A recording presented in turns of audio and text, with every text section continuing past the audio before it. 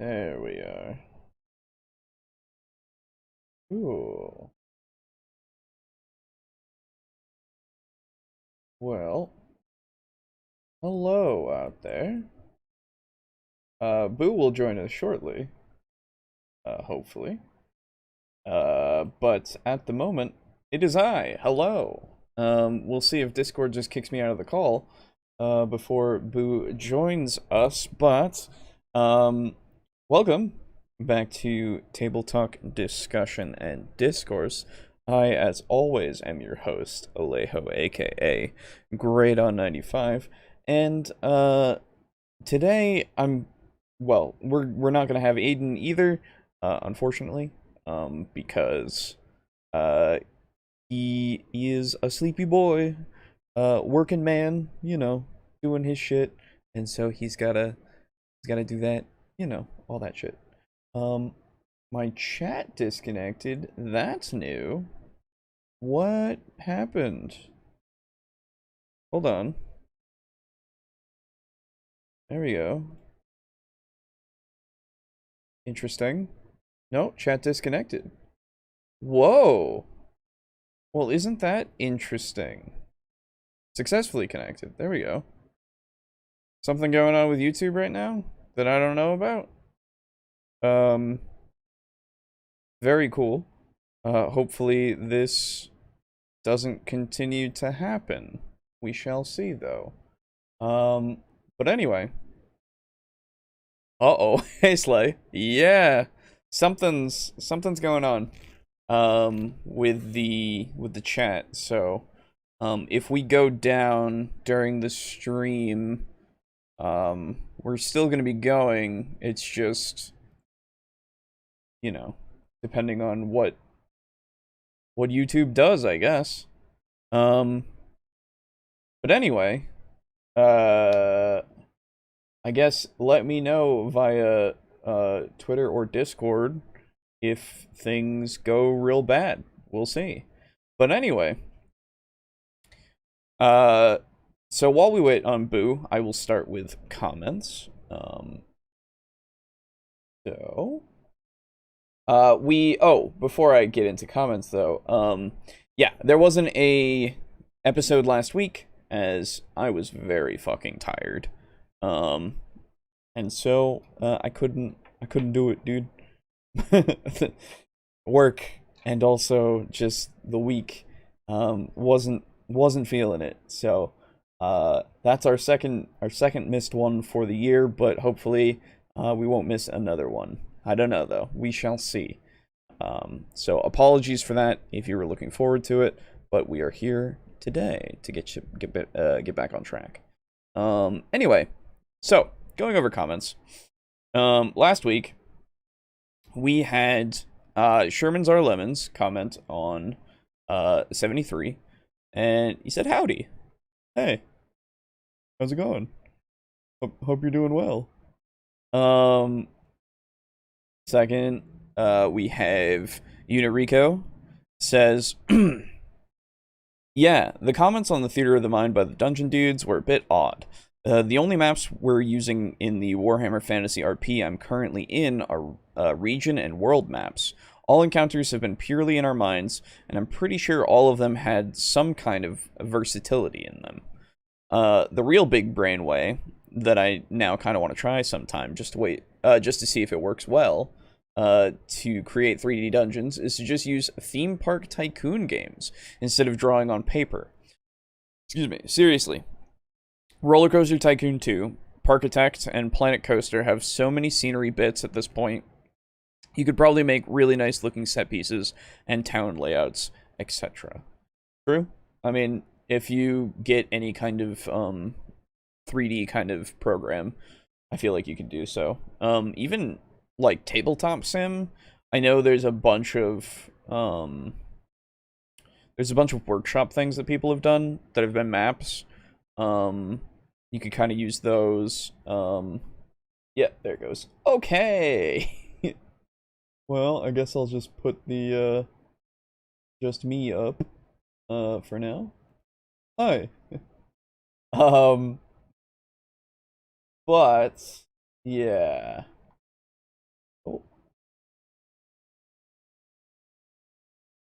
let me just move up so that we don't. There we go. That's good enough. And then I will make sure to look at this every now and again to make sure that I don't miss when Boo is here. Anyway, so like I was saying, there's that. You could probably use there's a bunch of new programs that are coming out. Tailspire is a cool 3D virtual tabletop. Yep, there's that. There's a bunch of 3D virtual tabletops now that you could use, I think, if you really want to like make something like that. There have been a bunch that I've seen through Kickstarter and such. Like, it's a neat thing. And if you really need those to make a 3D model, in order to, if that helps you, then go for it, dude. You know. Anyway. Next up, Lux. Lux says on last week, regarding the length of my posts, one of the main purposes of these comments, aside from contributing to discussion and discourse, is to keep my own brain from becoming too smooth like a tiny, tiny marble from lack of exercise. Hopefully the effort has some positive effect. Fair enough, yeah. I know my brain need it. So, anyway. The principle I follow with dungeon design is that any intelligent enemies living there are going to actively maintain its defense. Also, sorry, one last thing. Let me just do the thing that I completely forgot to do, which was post this on the Discord. Oh my god. I'm very good at this, getting back into this, aren't I? Boom.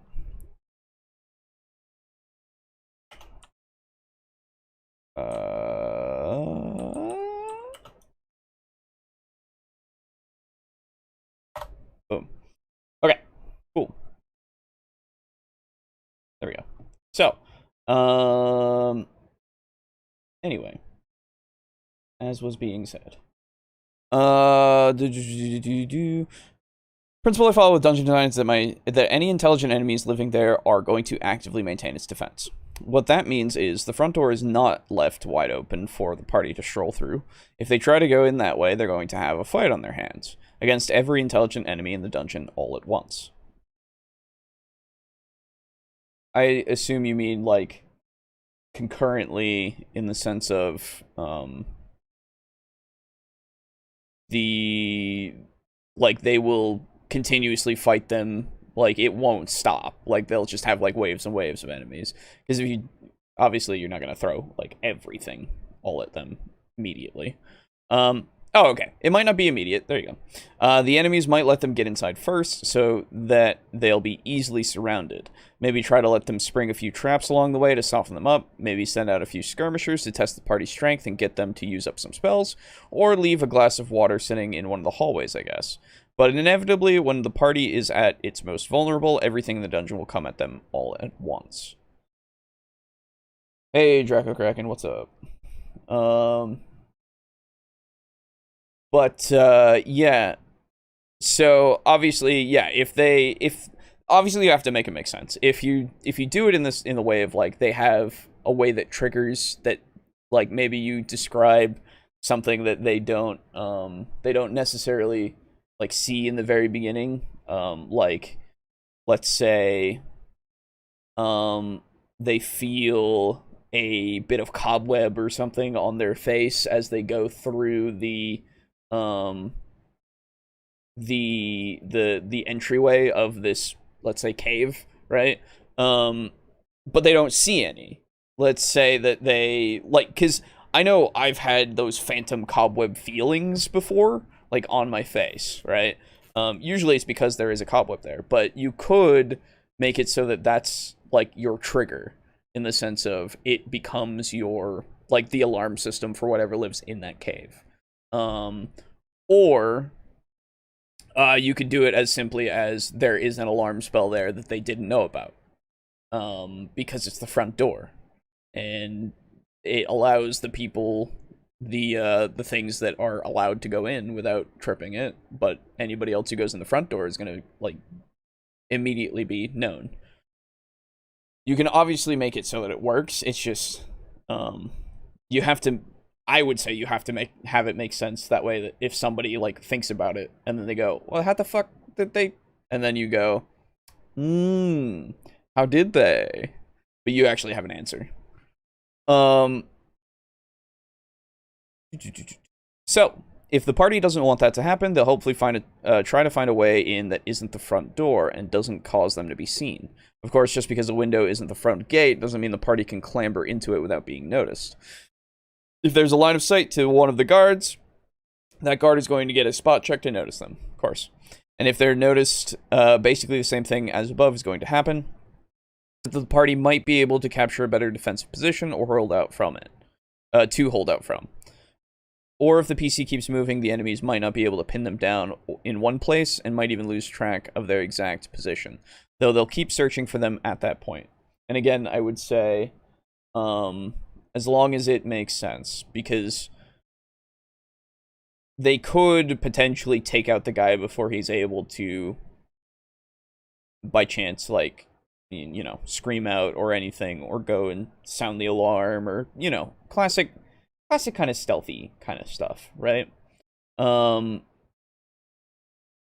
as long as it makes sense, you can do whatever. But if the party can slip in inside unseen, the next step will be to deal with patrolling guards without making too much noise. They might have to kill a guard or two and hide the bodies in order to make a safe path for themselves. As soon as they've done that, it's only a matter of time before someone notices that those guards have gone missing, and the whole force starts trying to find out why. But if the PCs are quick, they might be able to do whatever they came to do and leave before they're discovered. Sure.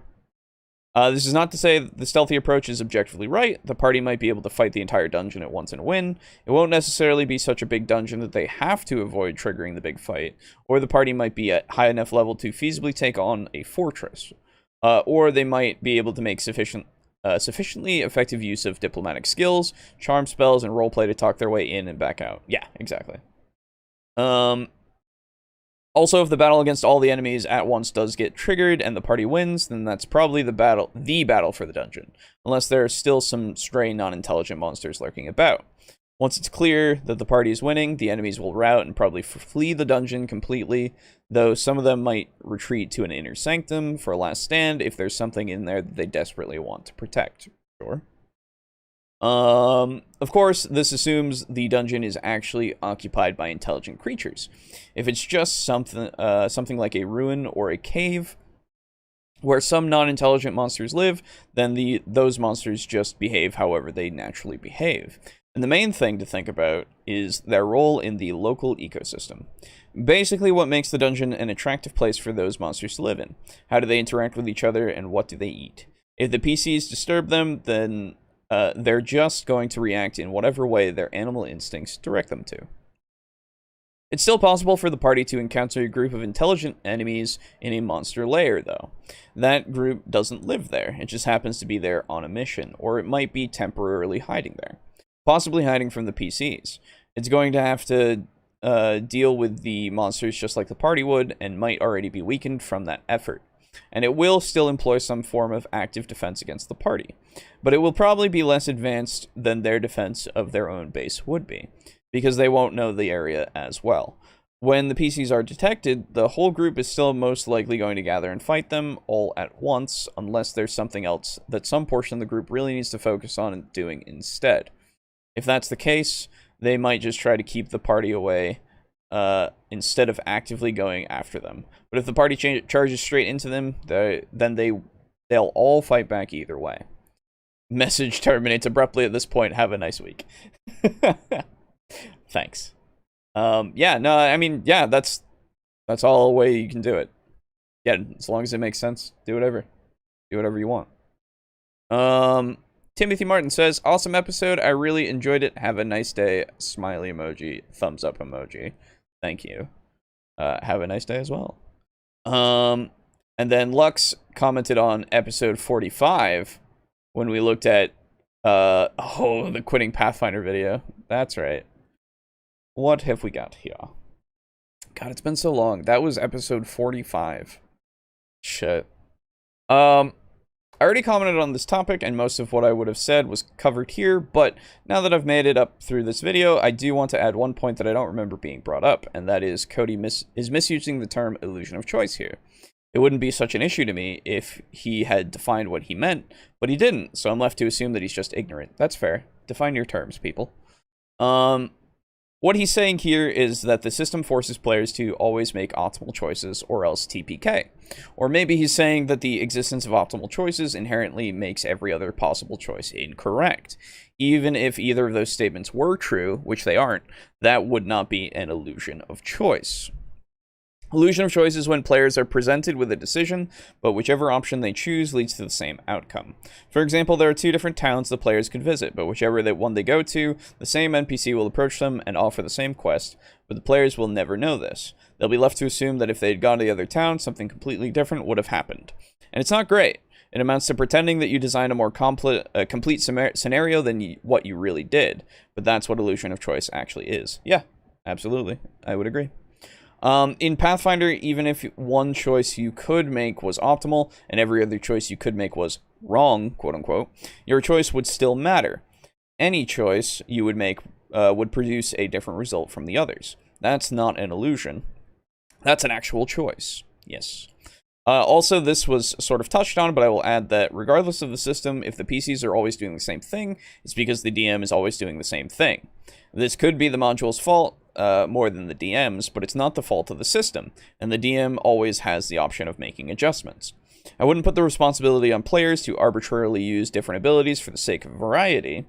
I will always say that the DM should provide enough variety in encounters, and the same tactics will not be optimal every single time. Yeah. I still think them playing Age of Ashes didn't help. Yeah, definitely, like, that's at least, probably part of it, as far as I have been told. I should read that adventure sometime, and just see. Or play through it, I don't know. But, yeah. Don't always have every battle take place on a flat, open surface where the two sides just attack each other head-on. Don't have enemies always dutifully attack the player's frontline fighters and leave the casters free to safely stand in one place. If the players make tactical errors, punish them for it by exploiting them. Make sure players have to think about what they're doing and can never safely turn their brains off in a combat when the characters' lives are in danger. Honestly, for as much as Cody talks about combat, everything he said about it in the videos of his that you've covered makes me think he just treats it like some kind of weird ritual. He doesn't treat it like a tactical challenge requiring advanced thought.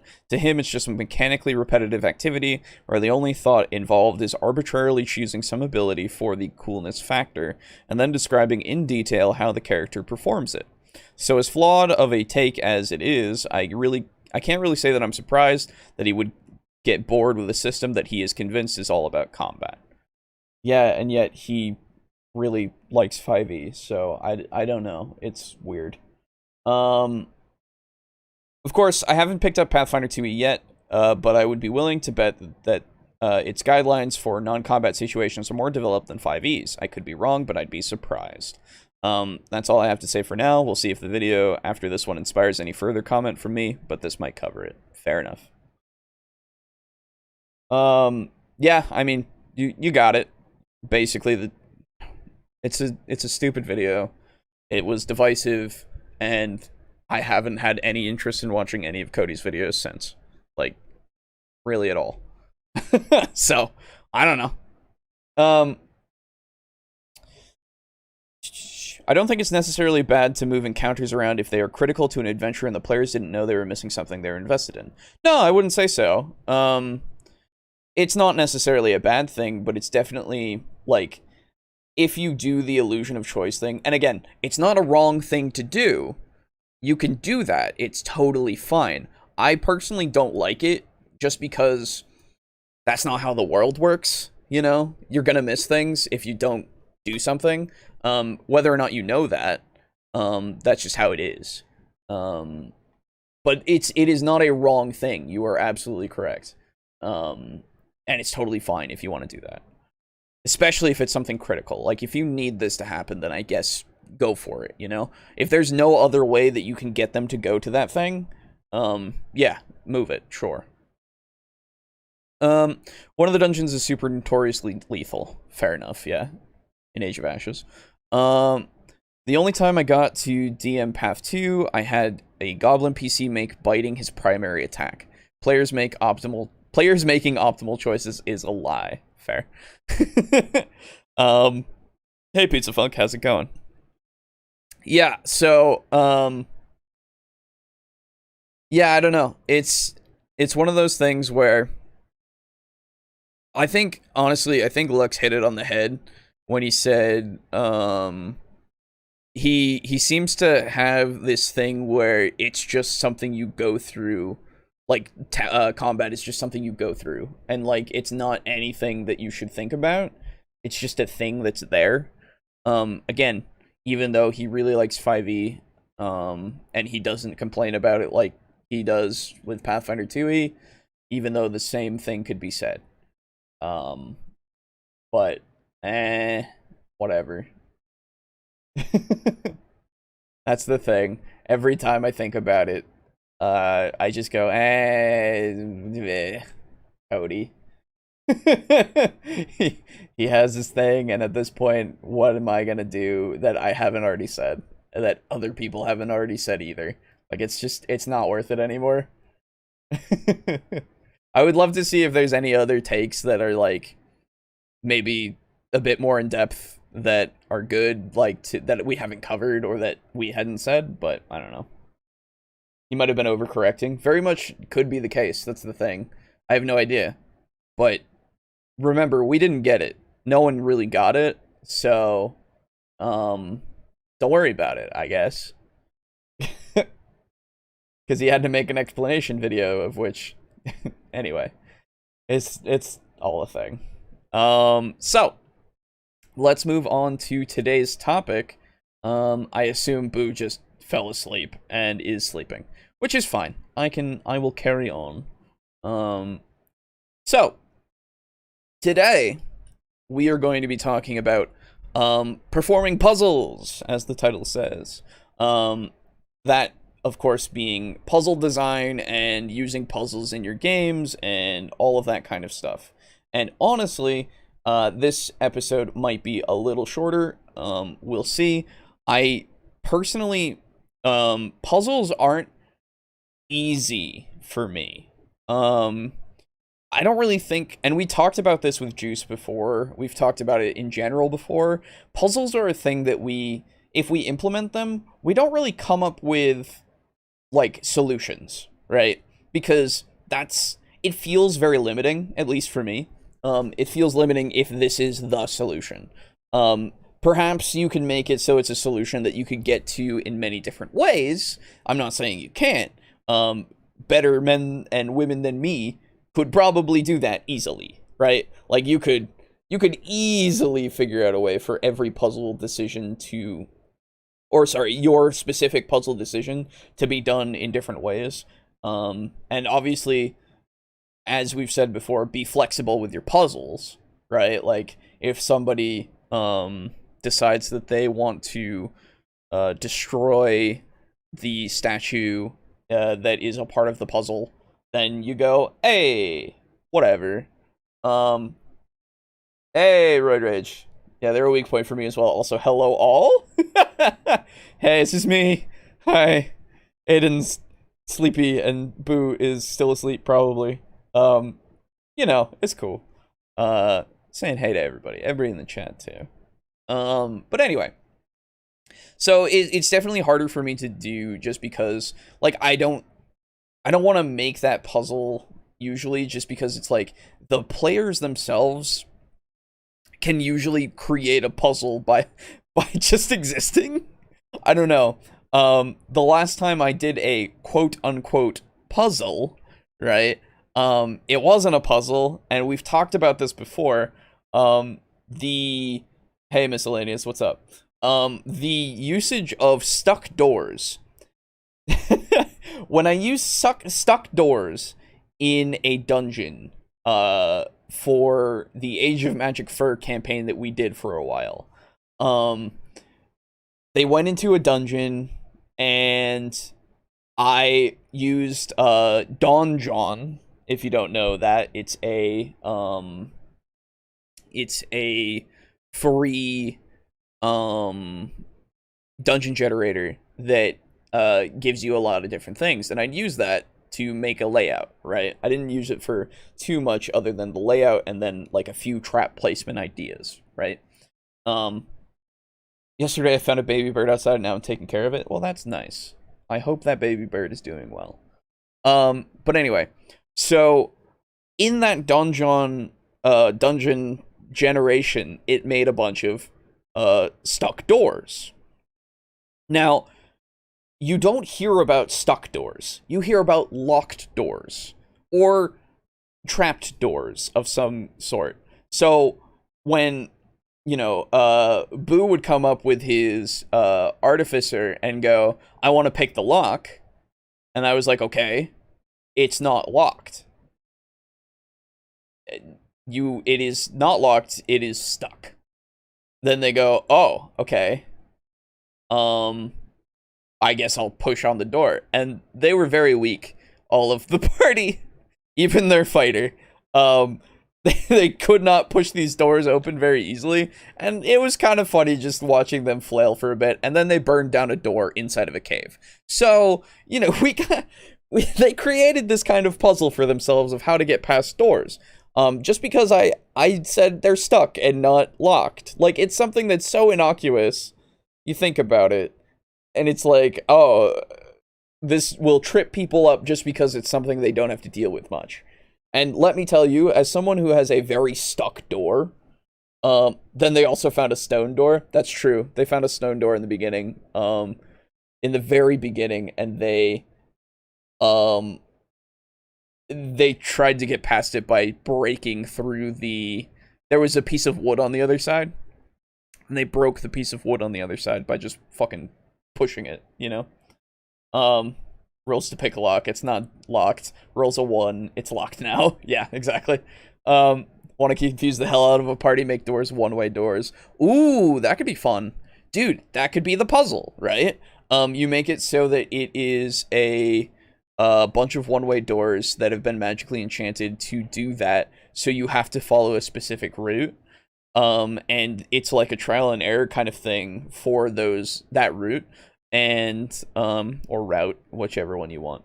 And so when they're going through, it obviously the wrong ways loop back around, or maybe become dead ends that after you clear the room of its encounter or whatever, you can go through back through.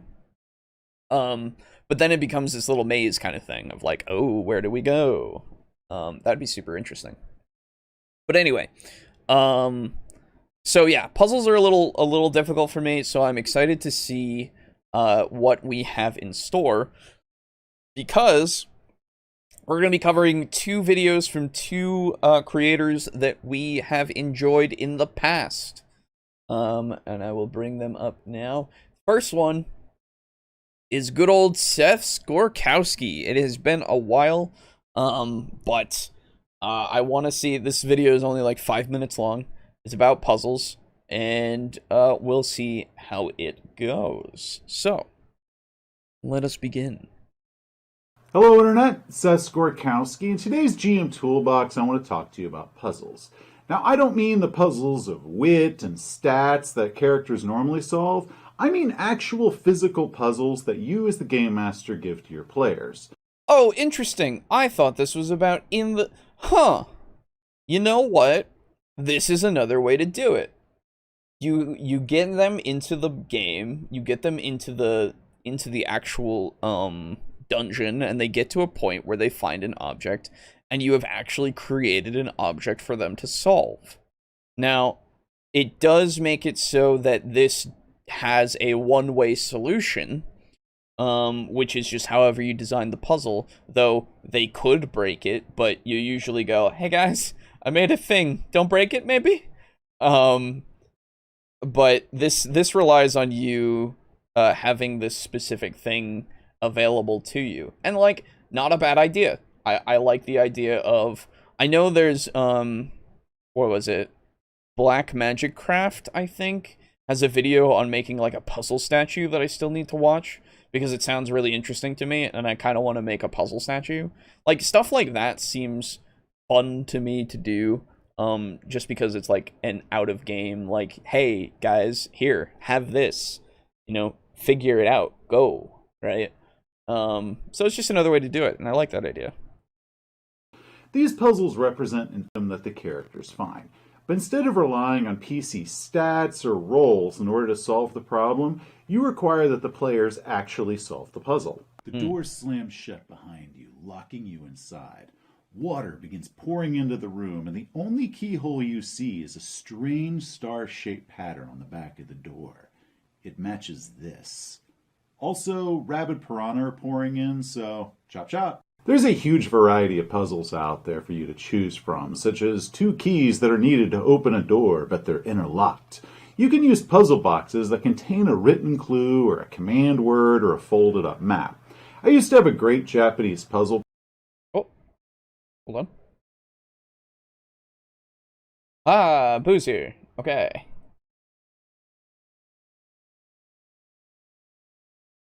Hello. Sorry.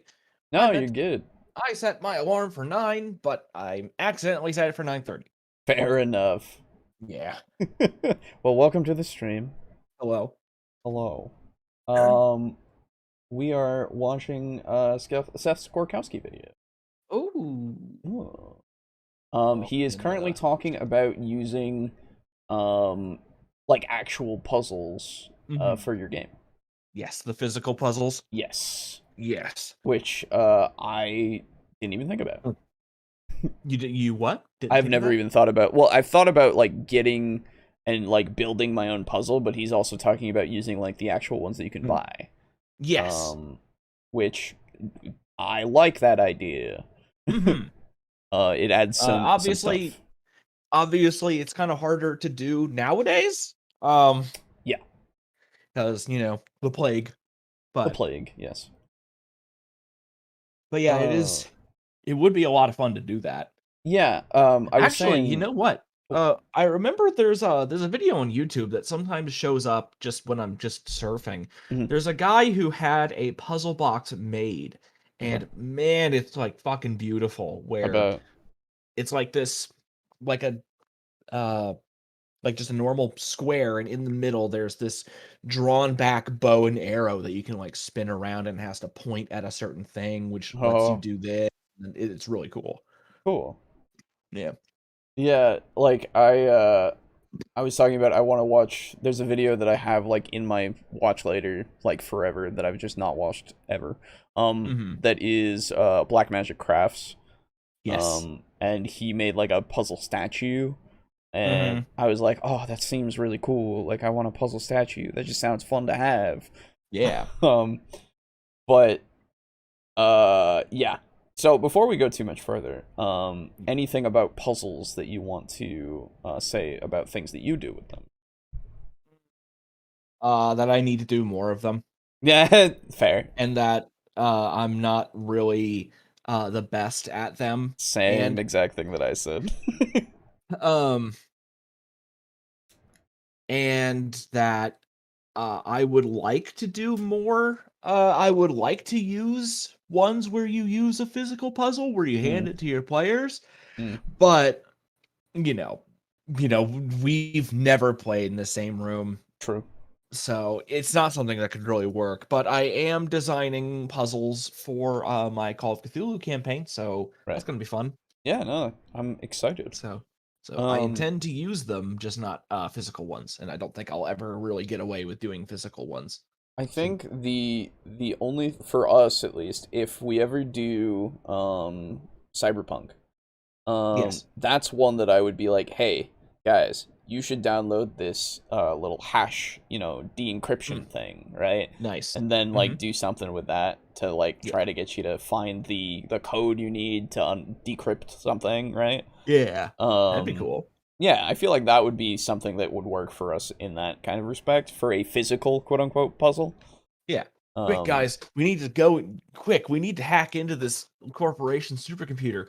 And then it's like, download this app, and Sudoku. And I'm like, fuck, I hate Sudoku. Fuck, I can't play Sudoku. Shit. The rabid piranha thing reminded me of a puzzle room I had the revived plays at the sanity cost to perfect health. Wait, what?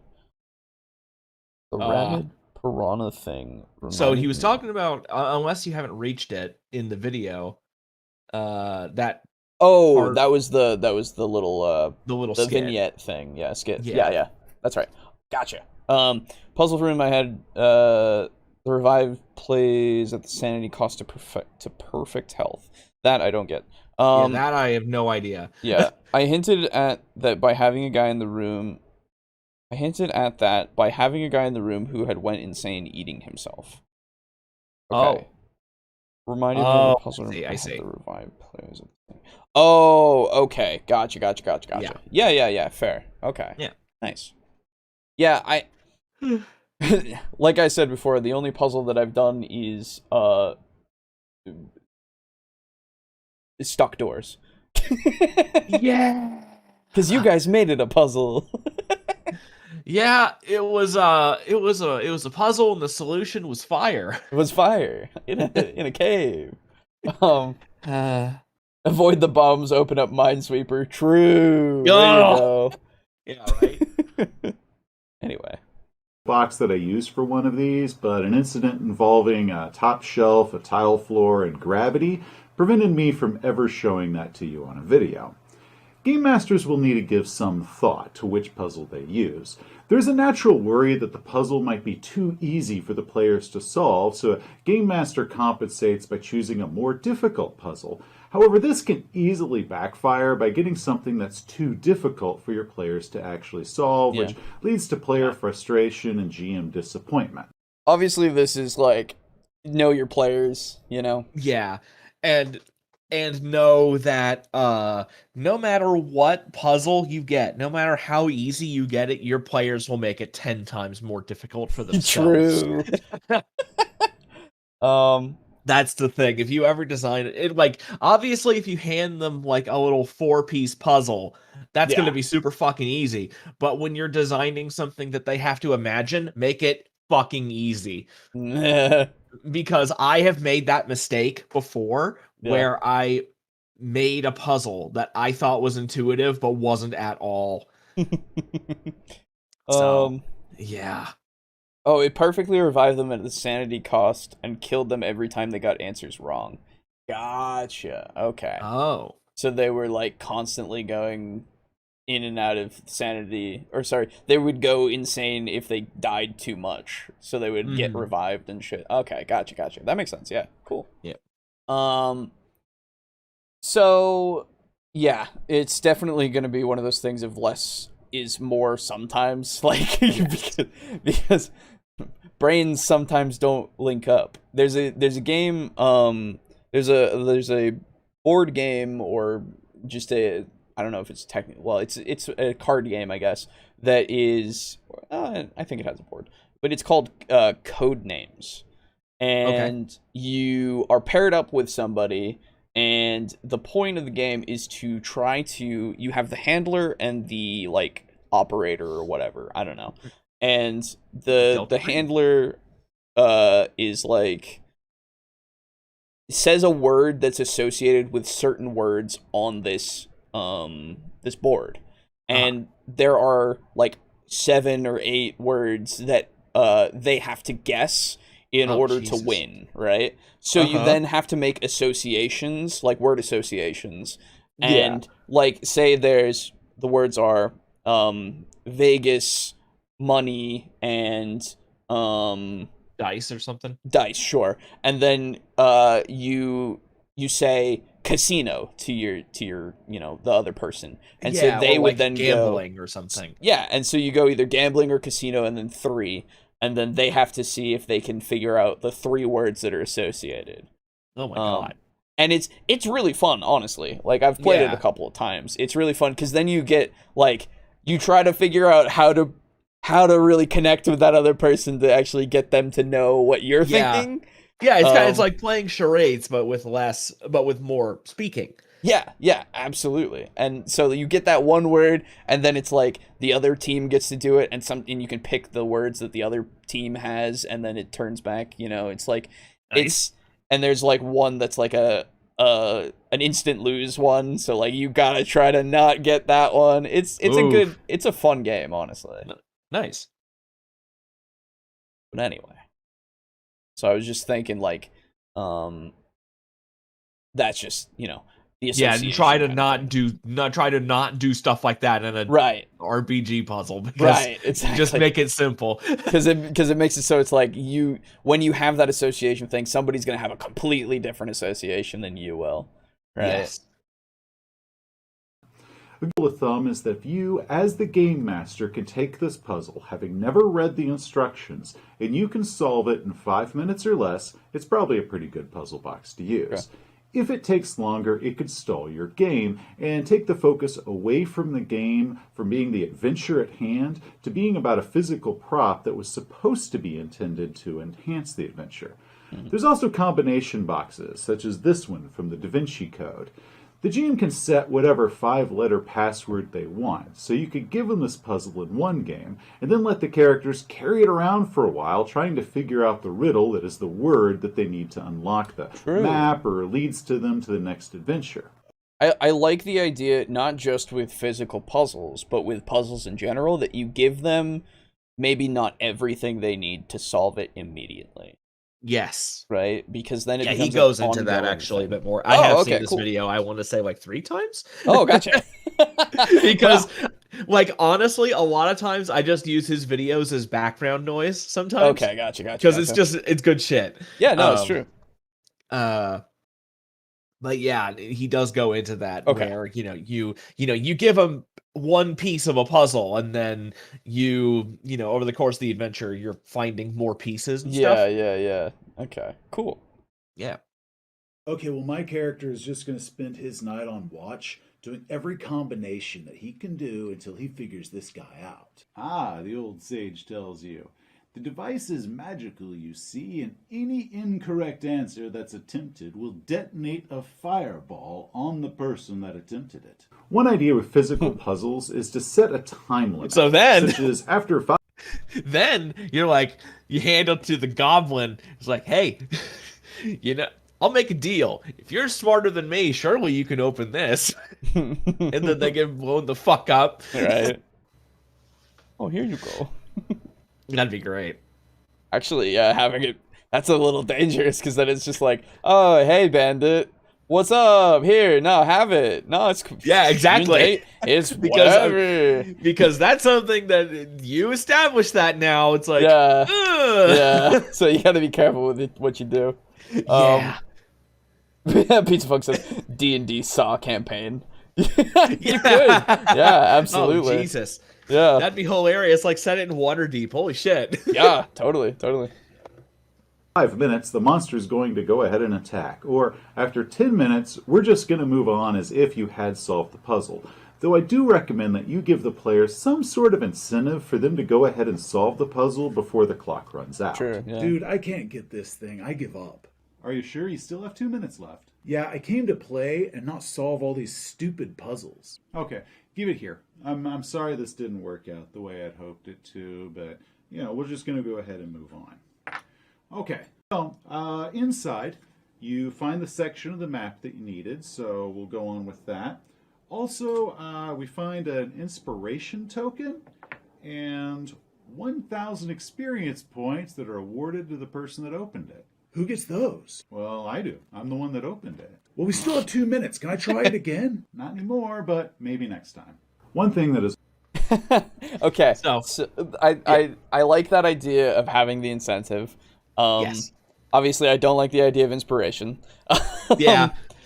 But, I mean, like, in this instance, there's not really much else you can do. Right. Like, It could be like, well, I mean, I guess that's what inspiration is. Never mind. Yeah, that's the thing. Like, in the case of it being for, let's say, a campaign that's using milestone, you got to figure out a different way. Yeah. To reward them. But Mm-hmm. yeah, it's I do think that it's a very good thing to say. Like, if it doesn't work, just move on. Just like Yes. you don't want them to just be fucking banging their head against the wall for a while and Yes. then like fucking regretting or resenting it, you know? Now, one of the things that I like about Call of Cthulhu and how that system works is obviously in Call of Cthulhu, it's a good idea to have some puzzles in there because, Sure. investigative game, Yeah, absolutely.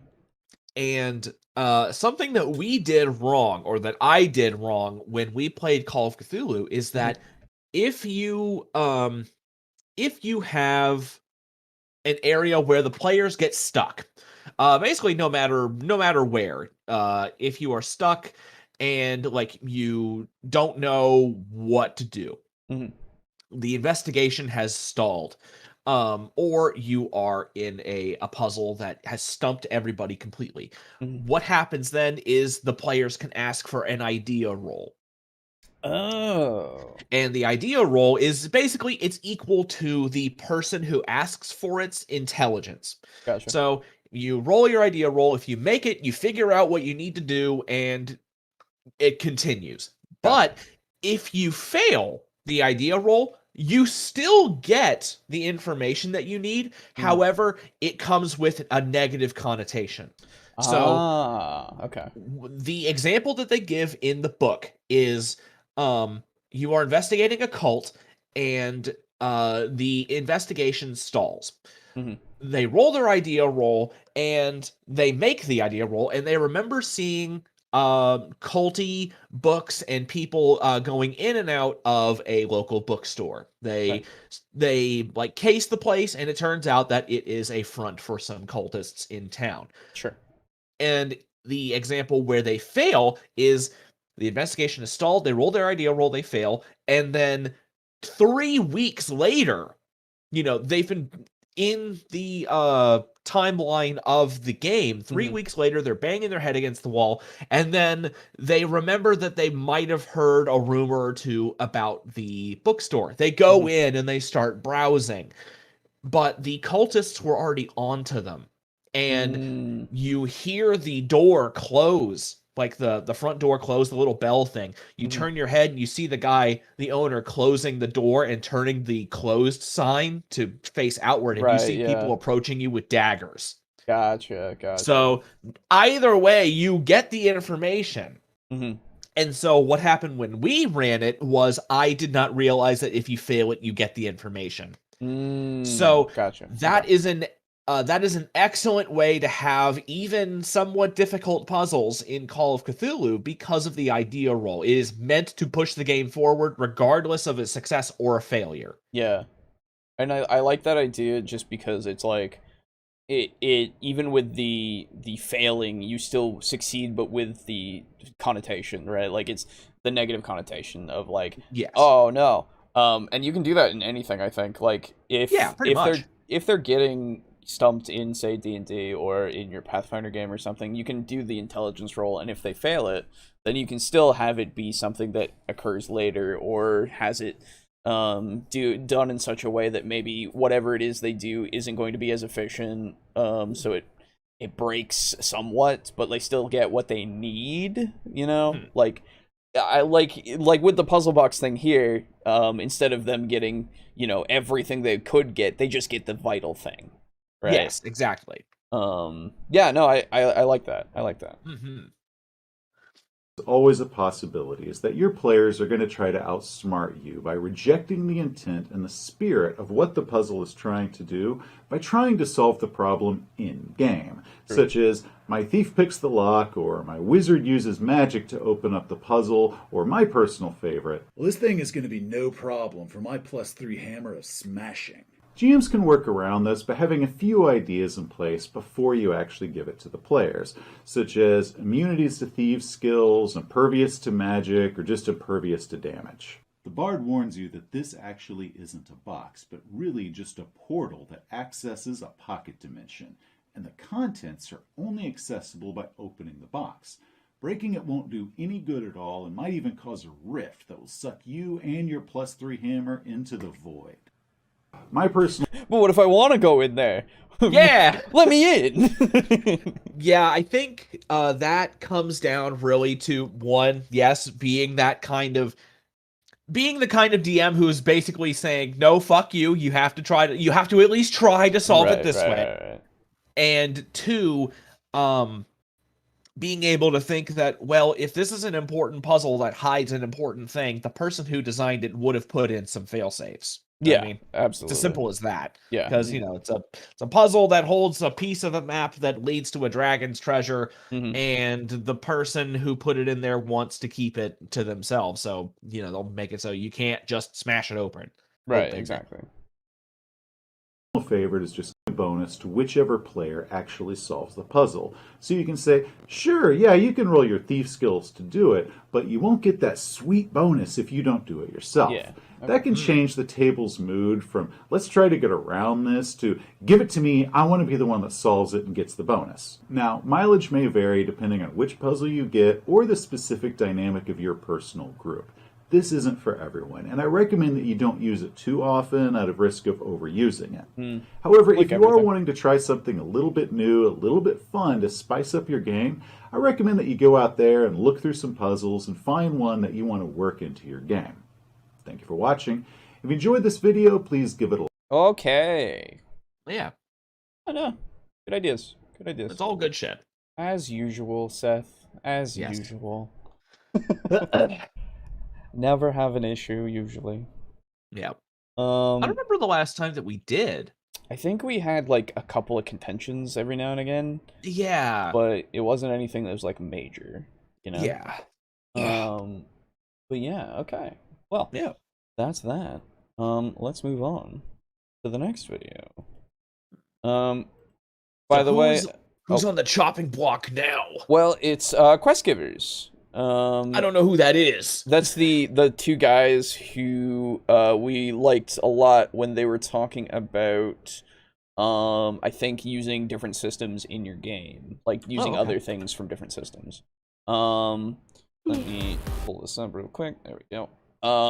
But yeah, so we'll see how this goes. And then it might even be the end of the episode by the time we're done with this, because don't have too much more on because puzzles are like, there are several puzzle videos out there, but then like the other ones are like Guy saying something for 30 minutes on puzzles, and I'm like, all right, well, we've done a lot of Guy usually, like for a little bit here. Let's do a couple other things, and also this is puzzles. It's not too difficult to like get to the point of like, just do what you want, and like, well, maybe we'll get some ideas out there. If you want to do some more puzzle research, if you want us to cover some other puzzle videos later, let us know. But at this point, there's not too much that I think is going to be different, really. Yeah, because most of the time with a puzzle, it's very... there's no point in us telling you should do this puzzle. Oh, you know what I God, mean? no. Yeah, no, because stupid. Make your own puzzle. You have to make sure that it works. It has to be intuitive and all that. This is really the stuff. What these videos are going to be good at telling you is the stuff to do in relation to the effect the puzzle will have on your players. Right, exactly. So there's actually not really a whole ton to say other than puzzles are cool and make sure they work. And I definitely wanted us to like touch on it and just see like, if there's anything else that we could maybe learn a bit. I don't know. If there's anything like out there that's like super egregious or something, let us know, because I don't doubt that someone's out there going, you should always do puzzles this way, right? Which I feel like, but then it would be like, or RPG funded, right? But that would just be immediately like, no, you don't need to. You can do a puzzle however you want. Like, it's so easy to just say, no, what do you mean? But anyway, so this is Quest Givers. This is puzzle and RPGs, D&D puzzles, and how to run them, DM tips. So we'll see how this goes. I think if we, next time, have we done traps before? I don't know if we've done specifically traps. I think we should do traps at some point because I have issues with traps. Okay. Not that I don't like them. I'm just bad at running them, and I get you. Like I could honestly use some tips. Yeah, we could go for some trap design tips and such. Yeah, absolutely. Yeah. I have a question, says Pizza Funk. If the player in real life is really good at puzzles, but he is playing a character who would be really bad at them, does it still count? Like, should the solved puzzle be in character? Ooh, okay. Interesting question. Well, I think since he was going on about try to do it without using the character skills, it might actually be out of character. But I think if you have a player who is super good at puzzles, I think you would want to have an like you would want to ask your players, like, do we, because obviously if someone's super good at puzzles, you don't want to just immediately hand it to the person who would have no trouble with it. Ask the other players, like, so we all know that Jake, we all know that Jake is really, really good at puzzles. Would you guys like to try first? Just in case. I think, basically be that. Yeah, I think usually with the physical puzzle thing, I would say it's a group effort, Yeah. So we make it as a thing that the group can do and try. Just to make it so that everybody maybe has a say, or if those who don't really, jive with the puzzle, they're just like, quietly observing or something, letting other people do what they want to do with it. It's definitely one of those things, again, like know your group, and which ones are going to take charge and which ones are going to be more passive. Actually, now that we're talking about this, I just remembered. You remember when we played Shadowrun for a couple sessions? Yeah. And you remember how, actually, I don't think you guys ever got to it, but there was a point at which you guys were going to break into like a weapons development, facility, and you were going to find some files that were encrypted, excuse me. And you're going to bring them back to your guy, your handler, or whatever his name was. I don't really remember. But it's been a while, yeah. Yeah, you were gonna bring the files back, and he's like, "Well, these are encrypted. If you want, I could go ahead and decrypt these for you. It'll take me a little bit of time, but." And I remember specifically I was specifically going to say this. I could handle this for you, but I imagine that if you did it yourselves, it would be a great experience. So, like, you could give it to the guy, and he would be able to handle it just fine, and it would take a little bit more time. But if you guys went through the story and you found, like, the keys to the encryption, you would, you'd gain a bunch of experience for it. You know what I mean? Makes sense. So I just thought that would be kind of funny. Yeah, no, that's a way to do it. Absolutely, make it so that there's the option of, if you guys don't want to even try, like, we could just have it be a thing you get later easily. Exactly. Yeah, no, that's a good way. Nice burp, says Miscellaneous. He did say experience can be an incentive. That's true. So, yeah, I feel like this is the thing with experience. Because we never really run experience. We always do milestones. So for us, it doesn't really work as well. Yeah, and we also don't like inspiration. Right. So I have occasionally had moments where I have wanted to give inspiration out. However, it's been very, very rare. Right, exactly. It's very rare that these motherfuckers impress me. But true. But occasionally I do actually kind of want to give experience out. But I mean, inspiration out. But we just don't follow that system. So yeah. And so if you wanted to have a puzzle where it got additional shit, for us, it would be kind of difficult because it's like you could be treasured, but you opened it, so you should get it no matter what, but you didn't do it as a player, so you don't get it, it's weird. I guess how you could do it is if you had that puzzle and you had someone not open it, you could say, well, if you had opened it, you would have found this, but since you didn't open it, it's just not in there. It could be as simple as that. Yeah, easily. Like, it's basically Schrodinger's puzzle box, legitimately. Yeah, actually. Anyway, sorry, I didn't mean For to keep cutting something, you off. no, you're good. You're good. For something like 5e, the issue is it is not so like experience isn't something that I like because it can make it so there is a balance discrepancy between players, right? Yes. Where you have one player that can be level 6 while the other ones are level 4. Just depending. And like it's not something like as long as you know are good about it, you can get that fine and you can deal with it. And like if you can, great, good. I'm happy for you. I don't want to deal with that, right? Yes. Because we're lazy. I just don't like experience. I don't know, dude. It's just like, have you seen the amounts that you have to get to in order to? Yeah, it sucks. Oh yeah, I have. Oh, it sucks. No, I way more like the idea of you go through the arc and then you level up, right? Like that just feels better to me because you've all gone through an experience together, right? But anyway, so with the in real life kind of thing, having that experience thing be the incentive, especially with your idea of it being a character that isn't great at puzzles, right? Like it wouldn't make sense for them to maybe figure it out. I feel like at that point you make it so that if they do it, it becomes a group kind of thing, like in the sense of whatever experience bonus you give, if you're using that, it goes to everyone. I don't know about inspiration in that case. Inspiration, it wouldn't work because it wouldn't really work.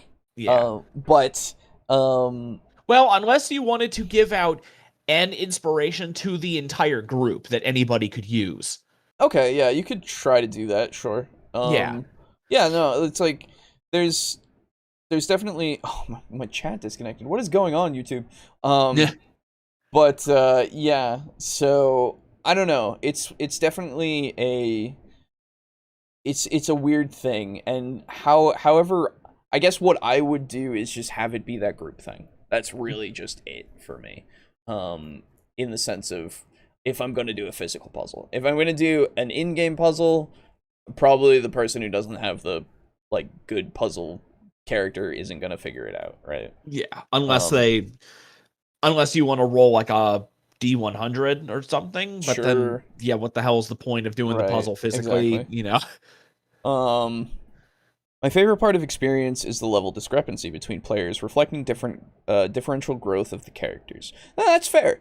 That's absolutely fair. I like the idea of the party continue, like the way that you show different growth in something that doesn't use experience, I would say, is just how the characters themselves develop, right? You give them different experiences during this journey, and it really just changes how they view the world, right? It becomes something like, and they can even roleplay through some of these different experiences, like how they trained in order to get to this level, or like how they themselves have found the situations that they've gone through and how it has changed their outlook on whatever it is they're facing. Say they have gone through a bunch of undead in this current arc. Maybe they've developed a hatred for it. Maybe they've developed a fascination for it. Like, however it develops, it can be something that shows the growth of the characters more than just the power, and sorry. No, I was gonna say I just think that the power context is something that is so mechanical, right? Like it is something that is outside of the world itself in a way. Like, sure, there is the obvious, like, the paladin is more devoted to his god, and hey, he's more powerful because of it, and the god favors him more because of it, and all that shit. Sure.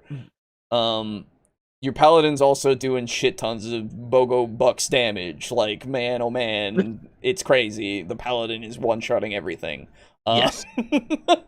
I don't know. It makes it so it's weird for balance, and it makes me feel like it's weird for the interaction, because then it becomes like you're going to see this character do these fights way more and succeed way more, and That's when you start doing fucking Pokemon shit, where you start swapping in and out of combat. sure, yeah. So the fucking wizard runs up, smacks a guy, and then runs away. Then the paladin's like, "I got you," and then slaps Right. them on the ass as they go, and then beheads whatever they just hit. Right.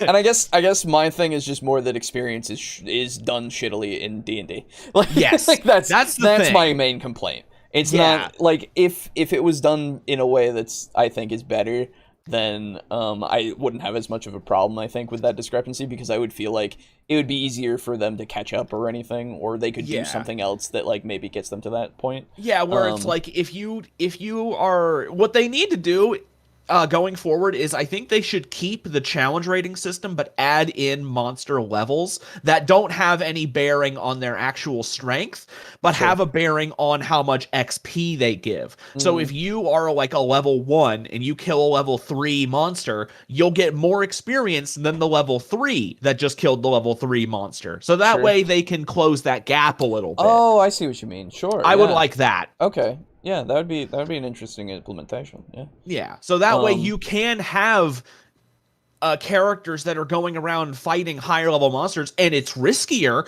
but the reward is higher. Yeah. At least in terms of XP.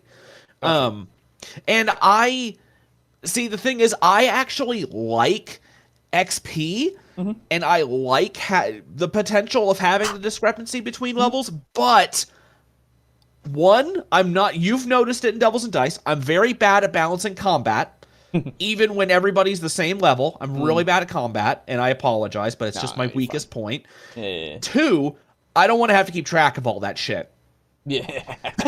So I just don't want to have to keep track of it. I don't want to keep track of how much everything, like all the XP and an encounter is worth, and how much it would be worth if you skipped the encounter. Is it worth more? Is it worth less? You know, do I, you know what I mean? It's just another level. Yeah. That's hard. You gotta no, I don't wanna. Amish then says, I meant growth directly in power context, not worldview or character development. And fair enough, yeah. So, that's the thing. You're obviously, you can see that we aren't as into that, right? Like, we're definitely more into the idea of, like, yes, power growth is part of it, but the character development is more our forte, you know? Like, we enjoy that narrative side way more than the combat side, and... Like, even though we play Warhammer. Even though, well, that's the thing. I love that. I love that aspect because it's purely that, right? Yes. Even though you can technically make a story out of it and shit, like it'd be really fun to do. And you play actually at some can point. gain boons and banes as a result of your wins exactly. and losses. Yeah, absolutely. That's the thing. I would like that too, but with something like Warhammer, it is completely devoted to, like, it is that combat entirely, right? Yes. Whereas D&D, I like that roleplay. Roleplay is just fun. And more fun for me when I can use this shit that I've gotten in weird ways to help me that isn't necessarily combat. Exactly. That's how we always do shit. Yeah, exactly. I mean, hell, I don't know if it's weird, but, like, whenever we play a campaign, whenever I've been able to play, this doesn't even happen, like, if I'm making, like, it doesn't even have to be, like, a survival type character. If we ever fight anything poisonous, I always try to harvest the poison glands. Every time. That's true, you do. Every fucking time. I don't know if that's weird or what. I've never seen any of you guys do it. Yeah, it makes but sense. But, I don't know. if we ever fight spiders or centipedes or a scorpion or, I don't know, like a basilisk or something like that. It's not a basilisk. It would be way too badass. But I always try to harvest it. Usually I fail. But, like, I just see it as a way to do a little bit of extra damage in the future, you know? Yeah, something to sell, because maybe somebody wants venom for something. Yeah, could be, yeah. So I usually try to power up my character in ways that aren't that's purely from roleplay. Right, exactly. Yeah. So, anyway, becomes something out of the thing. No, you're good. Like... Welcome to puzzles. We talked about experience. Yes. Anyway. I mean, we got two pretty happens short all the time. videos. So. It happens all the time. Anyway, Yeah. so let us begin.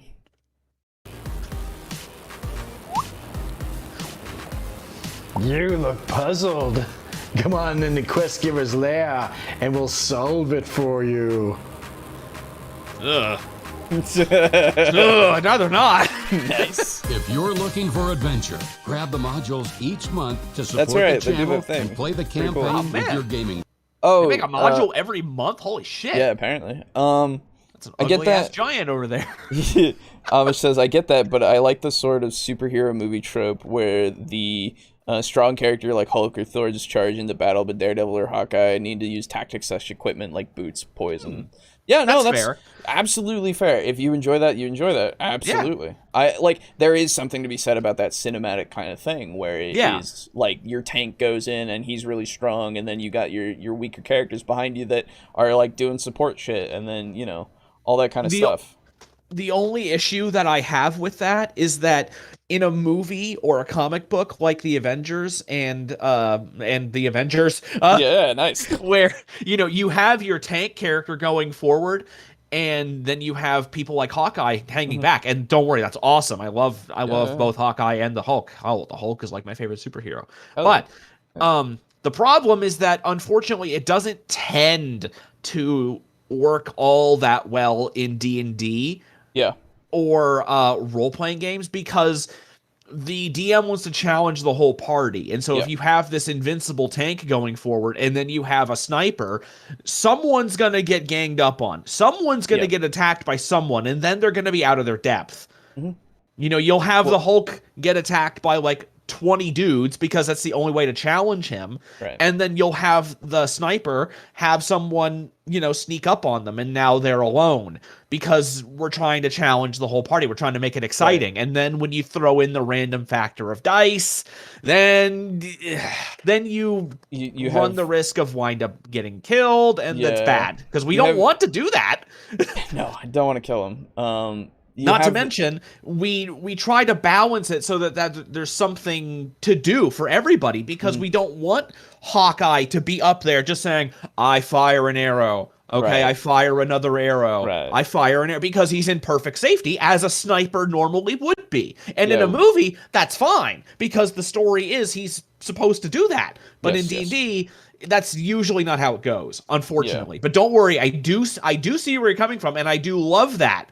Yeah. Maybe they have rules in superhero systems, because I know there's a lot of systems where you can play superhero characters, and maybe they have systems for that, but in D&D it doesn't tend to work all that well.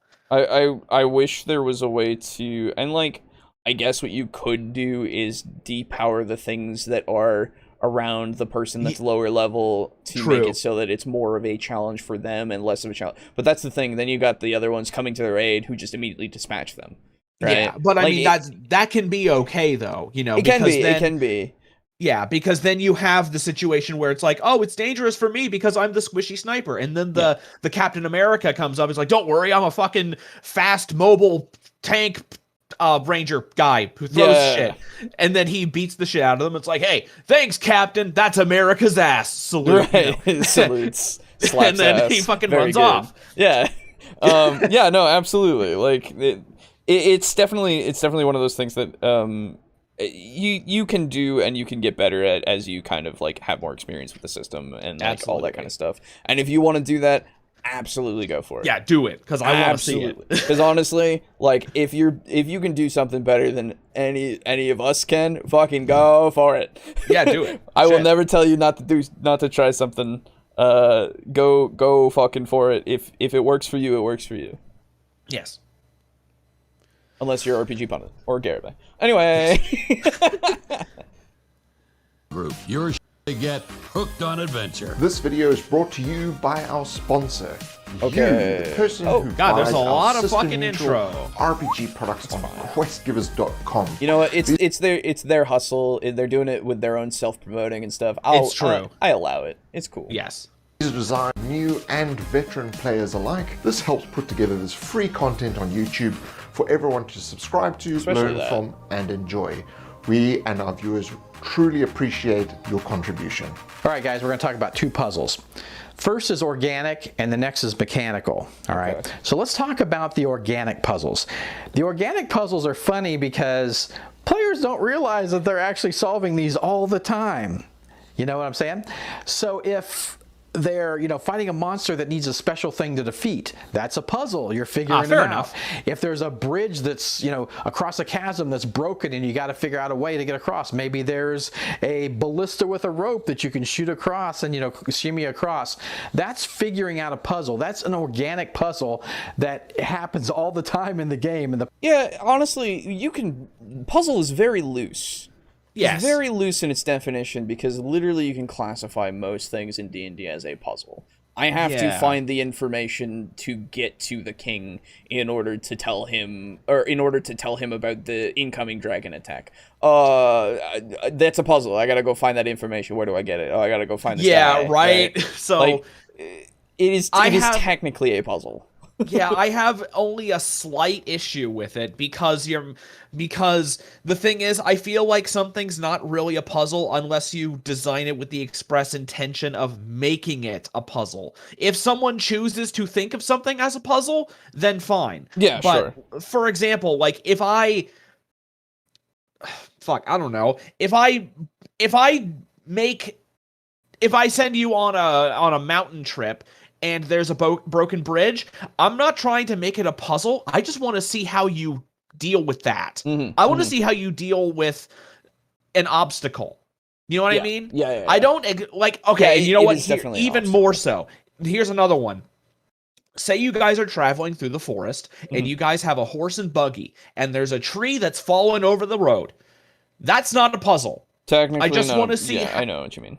Yeah, to me, that's not a puzzle. I just want to see how you deal with this very, very benign, benign obstacle. I do not personally see that as a puzzle. When I think of puzzles, I think of ones that are both sequential discovery and ones that actually require some thought to overcome. Yeah, I understand, yeah. And not just, let's just go around it. Or let's just do this. Yeah, again. For example, in the last episode of Dungeons or Devils and Dice, you guys were fighting an opponent that not everybody could see at all times. That's true. And so the intent behind that was to have it be where some of you were inside the space where you couldn't see him, and have people outside tell them where they are, so that then you had to have people offering, it's like, he's over there or he's over there, so that way you could fight him. But you guys decided to circumvent that by using ink and flour and roleplay, which I was totally fine with. Yeah. Because, it was a smart way to circumvent it. But that was a puzzle that I intended. Yes. Yeah. That's now, fair. it's an incredibly simple puzzle, but I did intend that. Yeah. I guess. So I considered that fight to be more of a puzzle than a fight, even though I nearly killed Boris. Spoilers. Yeah. Good stuff. So, I don't know. Yeah. I understand thinking of these things as puzzles. Don't worry. It's not that I fully disagree with it, because you can choose to think of that as a puzzle. Hell, in a lot of games, a lot of people will say every boss fight is a puzzle. Because you have to find out the weak point. You got to watch for their openings and, then do stuff. And puzzles can take so many different forms. I guess I just... Oh, sorry. No, you're good. You continue. I guess I just see puzzles as something that that require a certain level of brain power. Once... It's like... The way I see it is, if it takes... 30% of your brain power to just be like, okay, let's do this. That was an inconvenience. If it takes actual, really real thinking and planning and preparation, then I think it's a puzzle. Sure. Absolutely. Anyway. No, I was just going to say, it does depend on how you define it. And, it's absolutely easy to just say, these are all puzzles. Sure. So organic puzzles, as it is put, can be like anything. Like and that's so the thing. My taxes are a puzzle, says Pizza Fuck.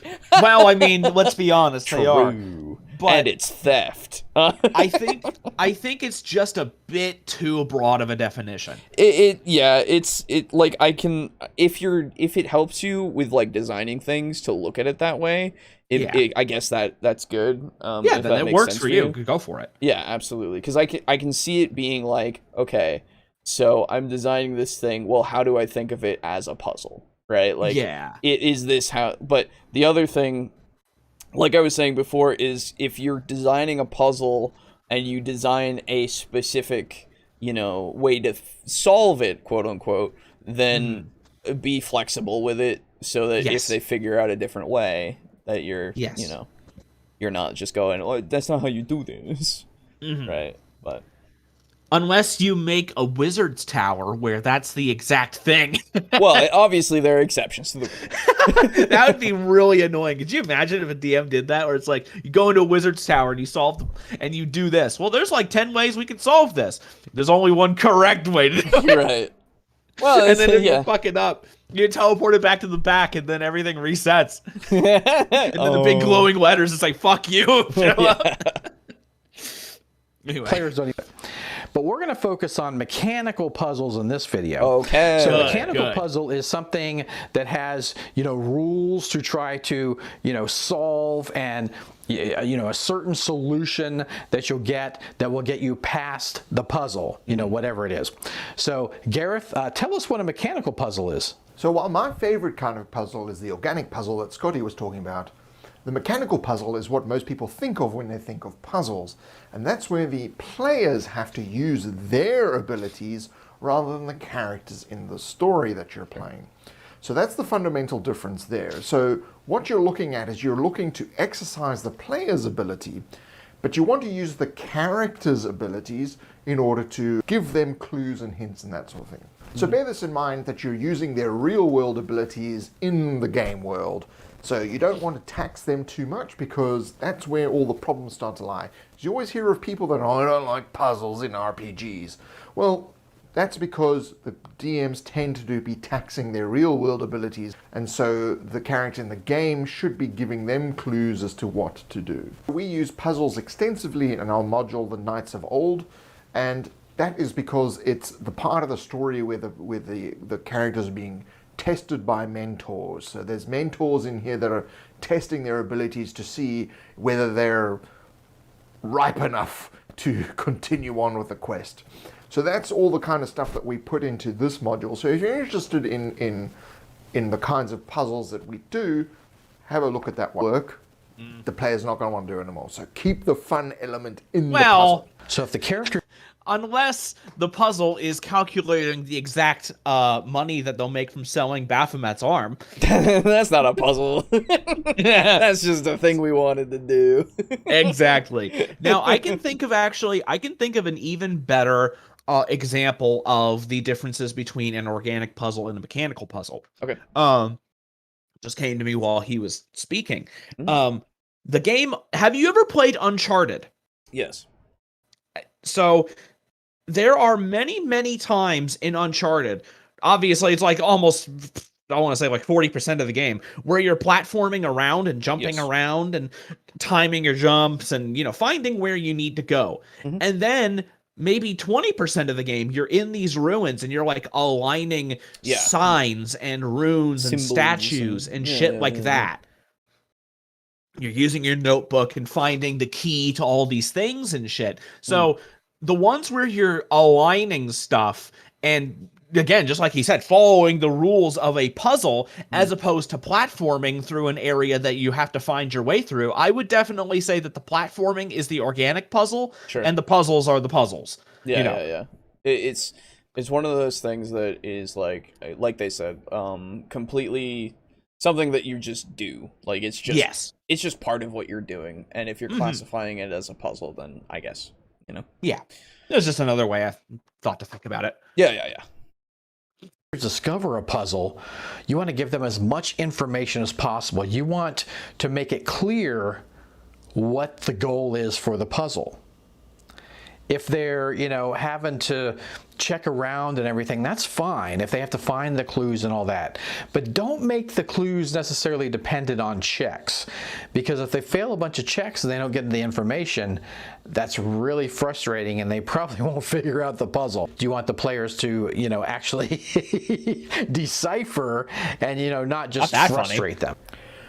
So I would say that you should give them the ability to have all the essential information, right? Yes. Whereas if you have things behind your skill checks, then you make those things that make the puzzle easier. Yes, it's bonus Right? information. Exactly. So, like, they'll have everything they need, and if they figure it out via that, that's fine.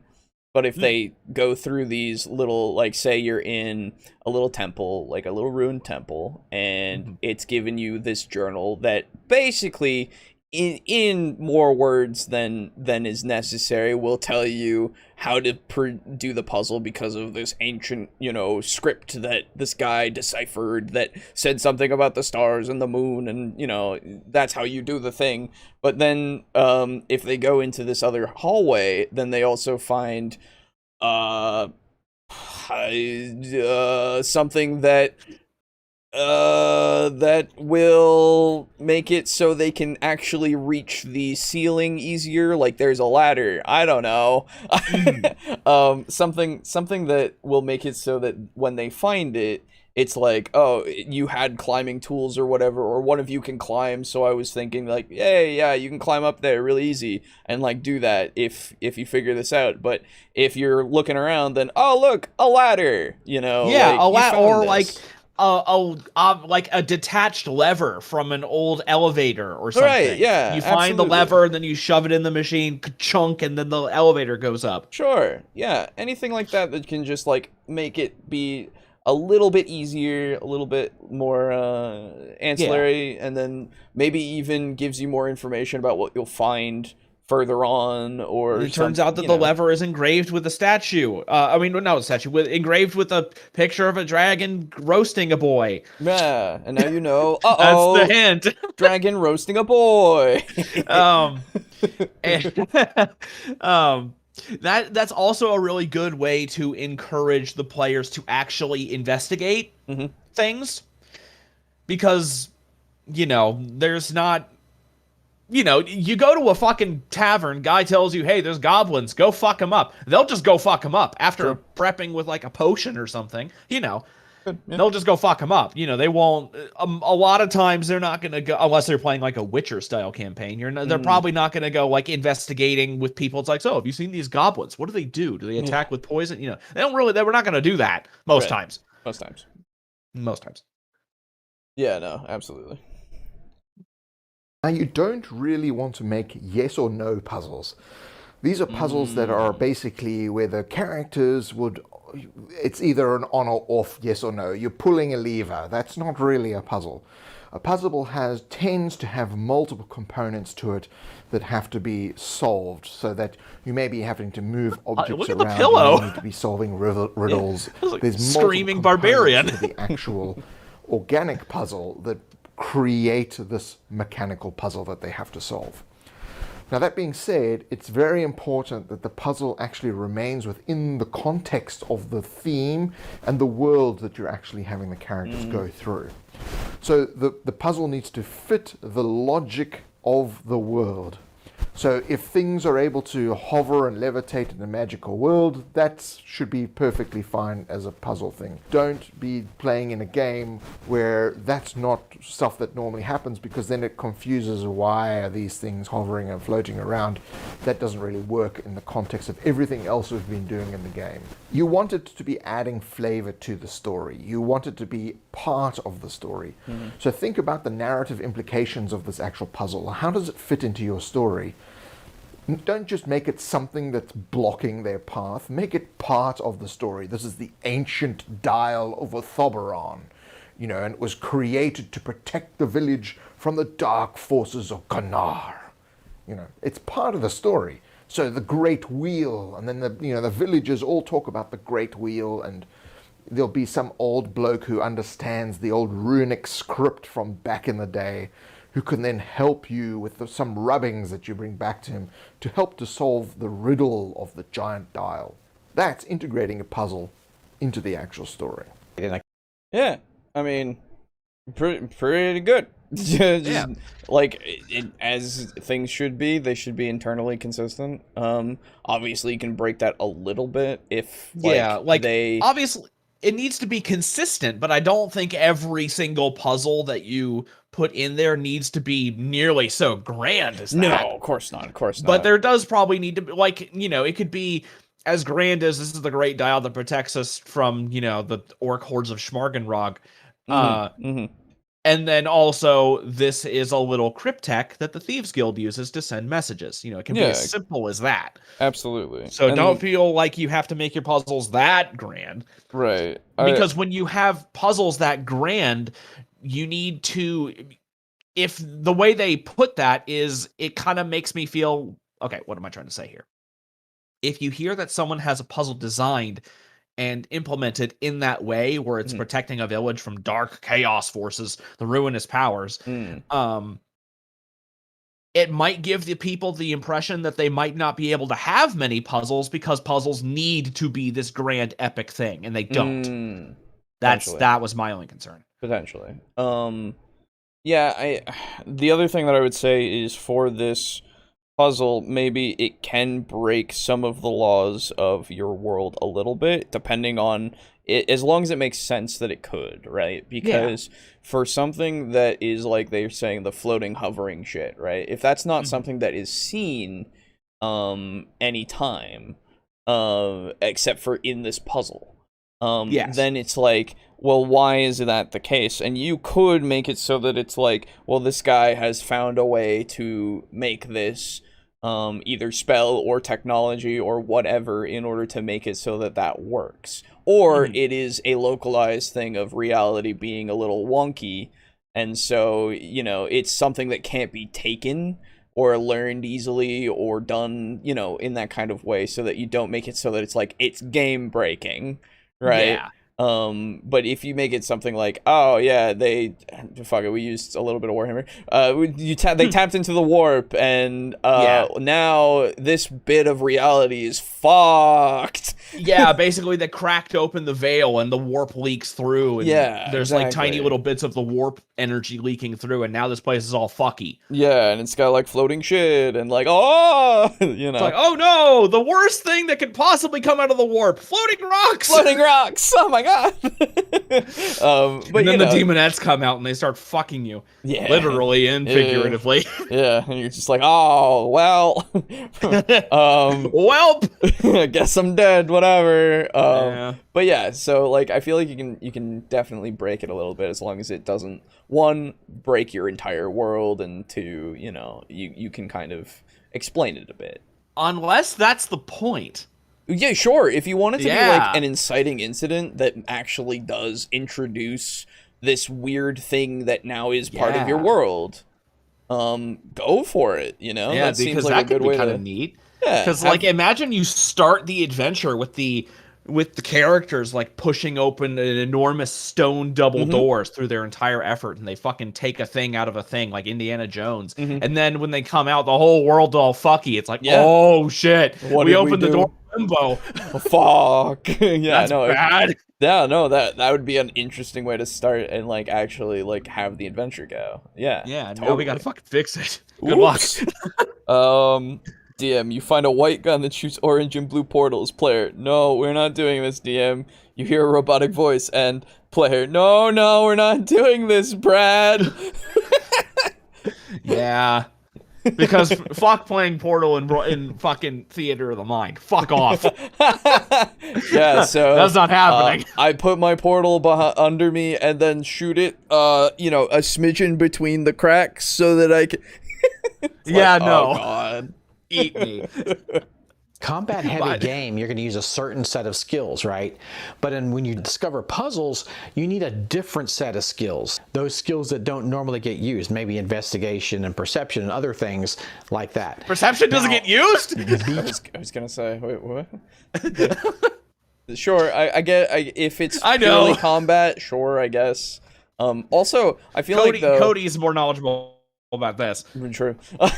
I guess what I would say is though that you could make it so that you can use your combat skills in those kinds of puzzles. I mean, obviously maybe he'll say something about it, but like you can totally implement those as well. Yeah, like you're working with a Rubik's Cube, and then you make an attack roll, you smite it, and then it solves itself. Right, exactly.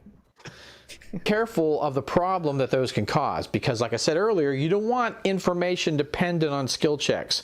You want the players through observation for their characters to understand the rules of the puzzle and how they solve the puzzle. But you can do this.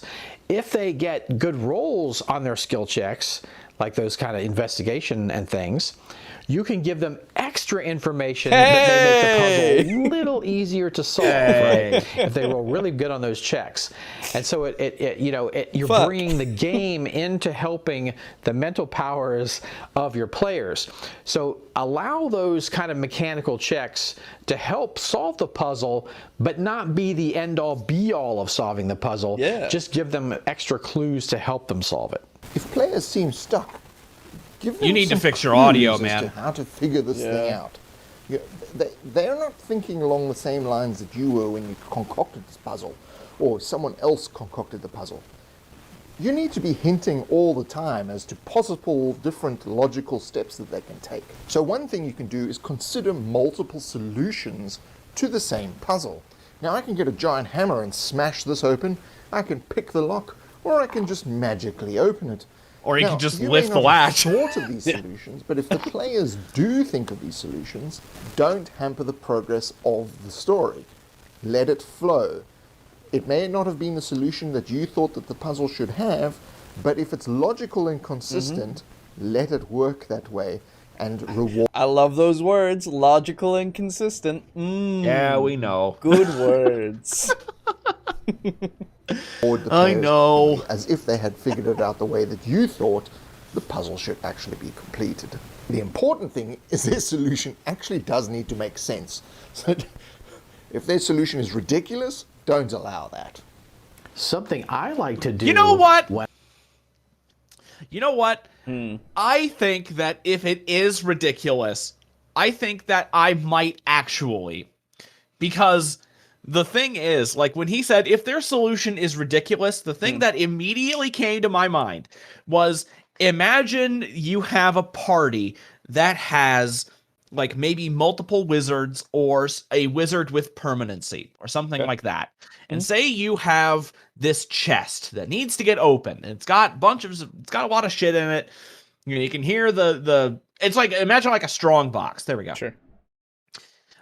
So you got the strong box and you jangle it around. It's got coins and, like Supreme bricks in there. Oh, Supreme. Bricks. Yeah. Wow. They paid $30,000 for that brick. Hell dude. yeah. It's got Supreme shit in there. Okay. So it's like really valuable. You want to get in there. So what I would love is you can't pick the lock, or you just keep failing to pick the lock. And then the wizard says, you know what? I got this. And he tells all the players to stand back. And he uses as many spell slots as he can to cast Enlarge Reduce. Okay. And he makes the chest so big and then casts permanency on it. And then you are literally able to walk through the keyhole. Oh, sure. Well, so that I would love that. That's the thing. That makes sense. That's not ridiculous. I know, but it just seems ridiculous. Well, so yeah, that seems like something that's a big, investment. But it does make sense, and I hate it. But it makes sense. Yeah, that's the thing. No, what he's talking about is, I assume at least, he's like, oh, there's a chest here, and you open it. Well, I'm just gonna throw it in lava, and it'll open. Yeah. Right? And you're just like, what? No. That would have worked in Zelda, maybe. I don't know. Maybe, I guess. And maybe if the thing is specifically telling you that that's what you should do, sure. But, yeah. You know what I mean? Like, it's just like they're in a volcano, or they're near some lava that's coming out of a volcano, and they just like, I'm just going to throw this wooden chest in here. Fuck it. I have no reason to. It's going to open or something. Right? Like, then it's just like, oh my god, what are you I would doing? love it if a player did that, and then I could just justifiably say, it fucking melts, dude. Yeah, just They're like, what the fuck? No, it fucking melts. no, it melts, my dude. Like, I don't know what did you expect? What the fuck were you on? Like, as soon as you threw it in, it set ablaze and started to melt into the lava. And yeah, you could go get it, I guess. It's good luck gonna with that. hurt a lot. And believe me, the contents inside probably didn't survive. Yeah. And I'm setting up puzzles is give out actual props or clues. So say you Oh, give them you mean sort a of sheet of handout? paper, slip of paper, parchment paper, and it has the different clues on it, and they can use this as a reference to try to figure it out. So it's nice, and it really helps with the immersion of the game also. But it's nice that they have reference to this. They can look at this, and they don't have to keep asking you, okay, what was what was clue number 1 or clue number 2? So think about those kind of props you can hand out. But you can even take it further, of course, like I like to do with being a terrain game master. You can actually do the puzzle on terrain. So here was a puzzle I had in the game, and it had to do with these gems, and the player had to do with these gems, and the players had to get them in order around this pedestal. Okay, now this skeleton here was a pile of bones on the pedestal, and when they approached it, it formed into the skeleton. It was an undead adventurer that had been trapped here before because he didn't figure out the puzzle. And he had to answer questions about the rules and what they were supposed to do with the puzzle. So that was a great little role-playing encounter. Those are baked neat right pieces. into a puzzle encounter. So fun. I see they're so the players had to translucent. figure out which color these gems. Are they? Oh, yeah, Yeah. they are. Yeah. That's a neat idea, actually. I like that, yeah. I never would have actually thought to use a translucent base. Yeah. Anyway. Gems would go around this circle, and they had to get them in the right order, and if they didn't, there was going to be something bad happened to them. It was going to be like this nightmare thing was summoned. Luckily they didn't have to do that because they did figure out the puzzle, but they had to get all the gems in the right order around the pedestal. So this is a really cool way that you can get the players focused on a puzzle and give them reference to look at. And if you're not using something like this, think about using drawings or pictures, that kind of thing. That focuses them on the puzzle, because it's really about most puzzles are about logic and trial and error. And to have kind of a physical reference in front of you really helps with it not just being abstract and out there, and you're trying to figure it all out in your head. If you have something to kind of look at, it's almost like the scratch paper when you're figuring out a math problem. When you have something to look at, it kind of focuses your attention and that kind of thing. So I really like having this kind of stuff when I do puzzles, particularly when I do puzzles. I feel like it is a good idea, like, in general, just to have something so that they can look at it anyway, just like in any respect, handouts. for any kind of, not just handouts, I mean in the way that he's talking about with a puzzle. For a puzzle specifically, I feel like it is very much in your benefit to create something that they can look at, because referencing a puzzle abstractly, like he's saying, is fucking difficult sometimes. Like, because you're already trying to think about the answer to it, and I feel like that is going to take up most of your visualization of it, unless you're really good at it, in which case you're good. But for me, Or RPG players, we're not. well, for me, it's like, if I can see it in front of me, it just helps me that much more, because then I don't think that this is going a different way than what is actually happening, right? Because then we're all on the same page. Me and the DM are going to be on the exact same page. Whereas if we do it completely theater of the mind, sometimes it's like, oh fuck, dude, I don't know, I think it's over there, and then he's like, no, it's actually like 20 feet away from you, and I'm like, oh fuck, Yeah. and then you need to see what you're doing, because a map or an area of terrain, that's such a large area that it's easier to abstract it. Yes. It's like you're wandering through the plains. That's easy enough to imagine. But then try telling your players that there's, try telling them the intricacies of a puzzle's mechanisms. That ain't gonna work. You have to show them. Yeah, it's like, like, as much as maybe you're good at describing something, even so, it can be misinterpreted, right? I mean, hell, Because- we've had, even in Devils and Dice, where we have maps, everywhere Yes. we go, there have been misinterpretations. Yes, exactly. So- and we need clarification every now and again. Absolutely. Yes. Like, it's just one of those things that's going to happen. So I think it's essential for puzzles, really, that you get some sort of visual aid or something that will help. Mm-hmm. I think I like the idea of his puzzle, going back to the video. Mhm. I think my only issue with it is the fact that I hope he wasn't using actual gems like in the game world, because right after that puzzle's over, I'm stealing those gems. They're as big as I am. Fuck you. Because they're like, holy shit, dude. I'm never gonna need to buy anything ever again. I mean, I never need to make money again, because like, that's the thing. that's a good gem. They might be big, but they're also made of glass. Like, exactly. So oh, I hope man. that they're made of glass. Right, yeah.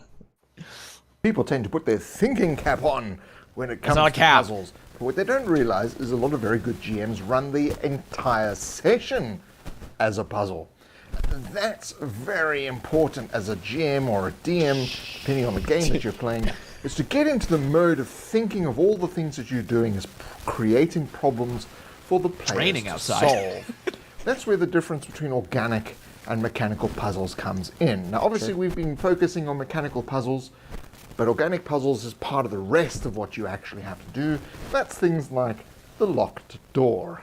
I love a locked door. Now, I Fuck like you. to reward players that pay attention.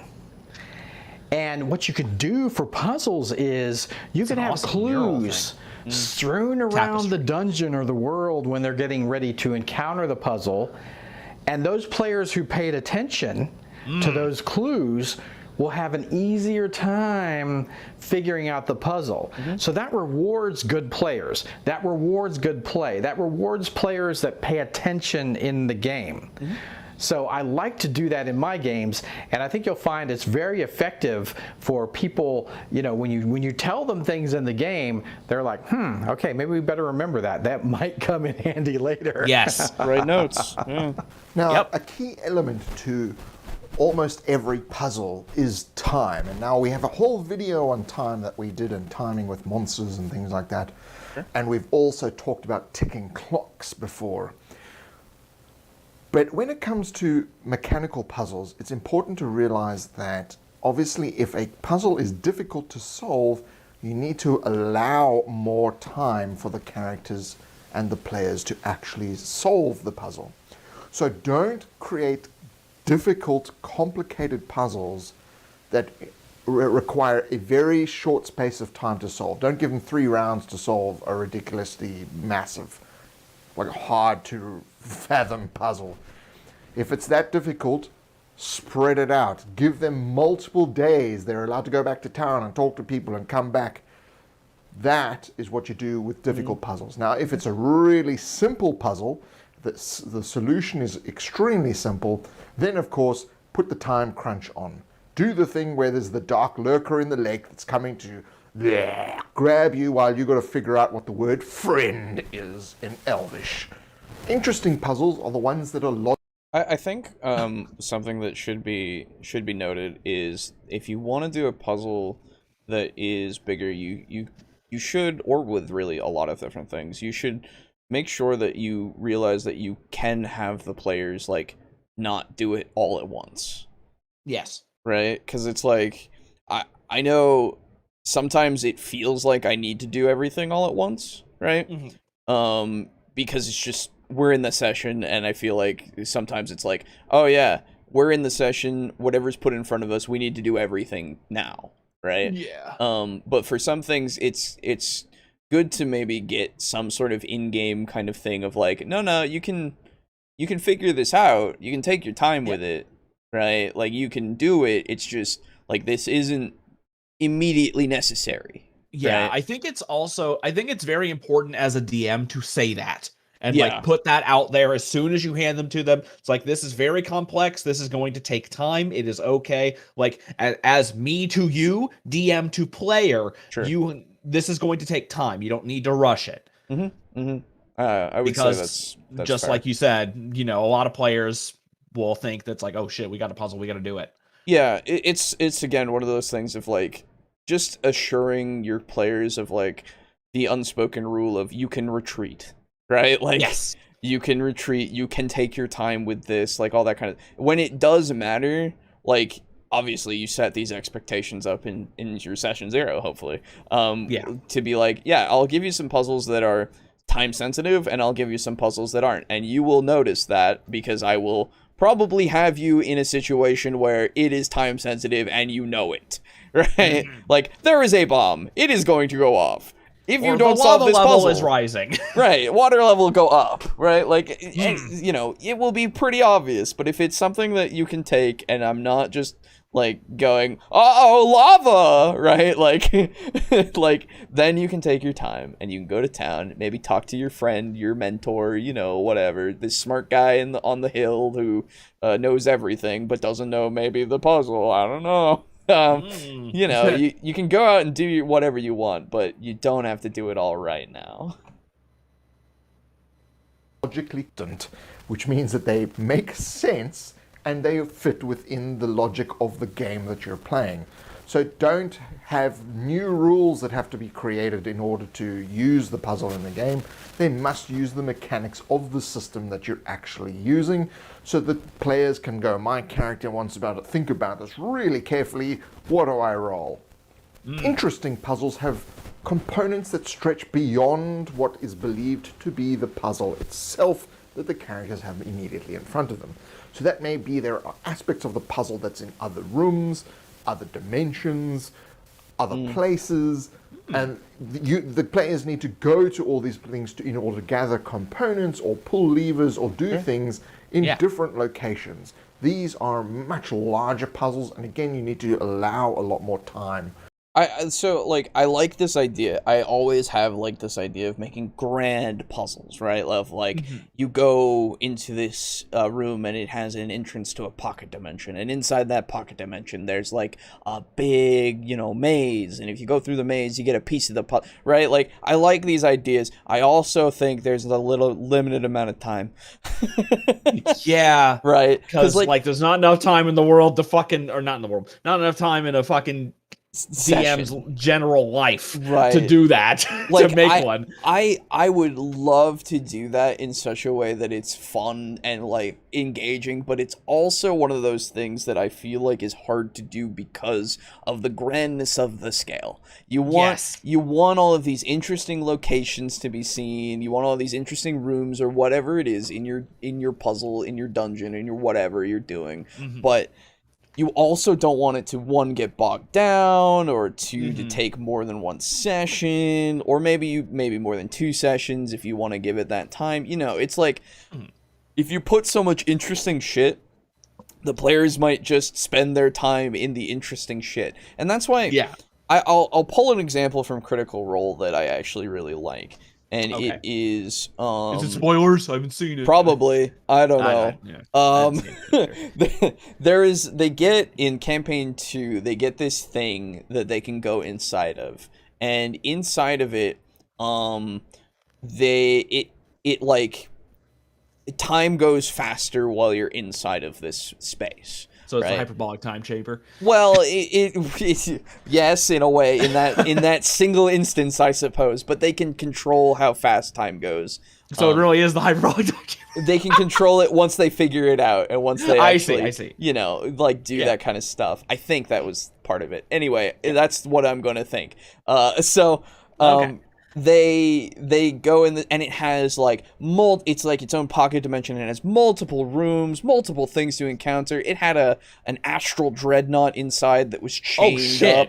Yeah, that was being used as a storage chamber. Yeah, I don't fucking know, dude. I didn't watch all of it. Was it tame?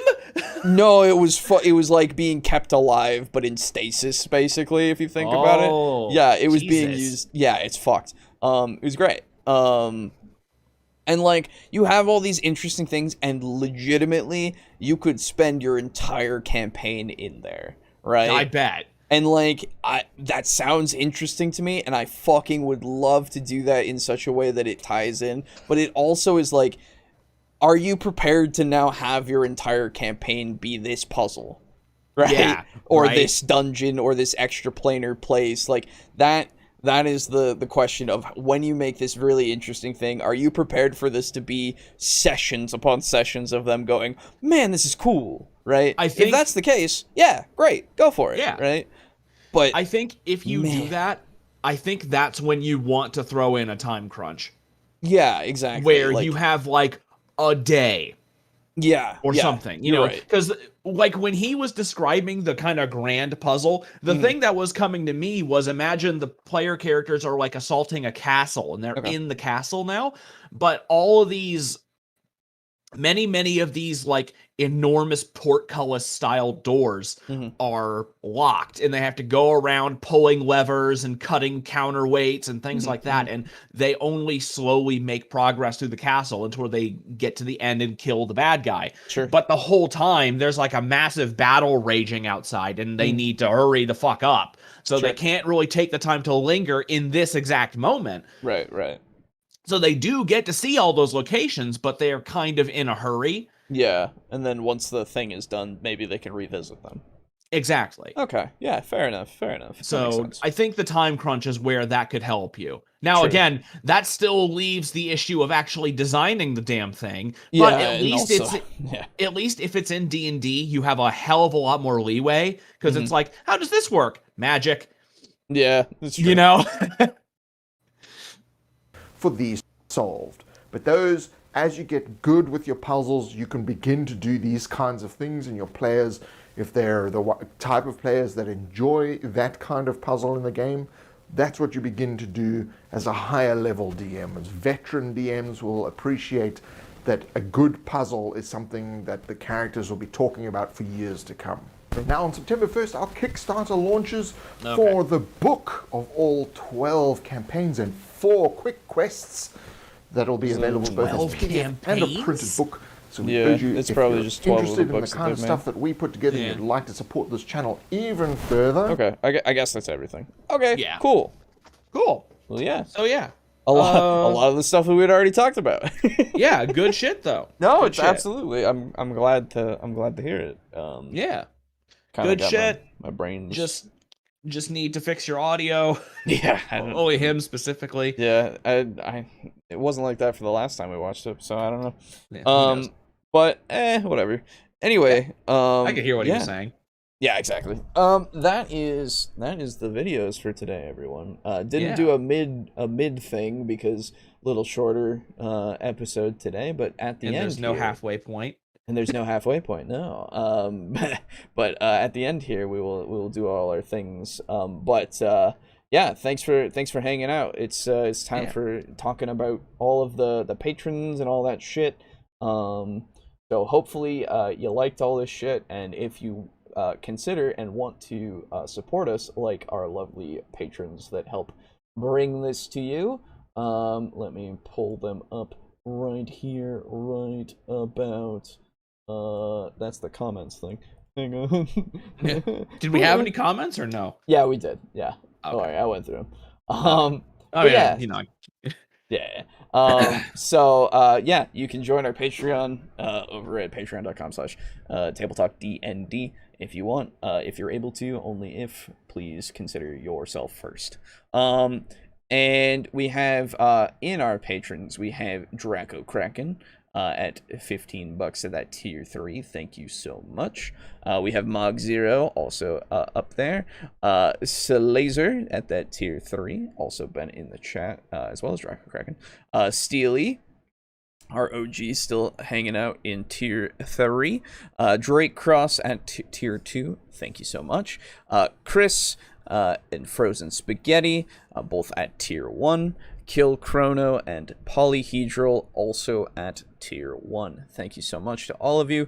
Really appreciate it. Hope you continue to enjoy what we do. Sorry I haven't been putting out the early stuff because let me tell you, shit gets busy. Fuck me, the weeks have been busy now that I have in-person stuff to do for D&D and all that. Man, oh man. That's right. Yep. I have far less time than I used to. With work, with this, with in person, with But you know, it's what it is. Hope to get you stuff as soon as possible. And of course, if you want a physical thing, you can go onto TeePublic and get the logo on a shirt or whatever you like. Do it. I don't know. It's the thing. Yep. Do it. Maybe give us money. Yes. If you No? would like. Okay. No. All right. And other than that, thanks also to those of you who have recently subscribed to the YouTube channel. There have been quite a few more as of late that I keep like pulling up and going, oh, we have another sub. Oh, we have another sub. And it's like, oh, that's weird. So thank you. Really, yeah, it's cool that we're getting more people now. Yeah, we are. And if you haven't yet, join our Discord. Links in the description. Come hang out, talk in that. Yes. Haven't been so active in it because busy, but Yeah, because haha life, haha, yeah, haha adulting. But it's a good place. It's really it's a great little community that we've got going around, and it's been really fun to have. Great community of like 7 people. Yeah. No, I mean the people that actually talk. Right. But other than that, yeah, if you're new, get us to that 100% of people who watch subscribed. We're at I don't know. Let's see. I haven't actually looked. Let me go to the studio real quick and then go to analytics. And then go to audience. Yeah, we're at 91.9% of people that have watched have subscribed as well. Yeah, Nice. and then 8.1% of you haven't. So become 100%. Do it. Yes. Although they probably watched us and then fucking left. Don't worry about it. Where do I get the Discord link? Hang on, I got you. I'll put it in the thing here once I go get it.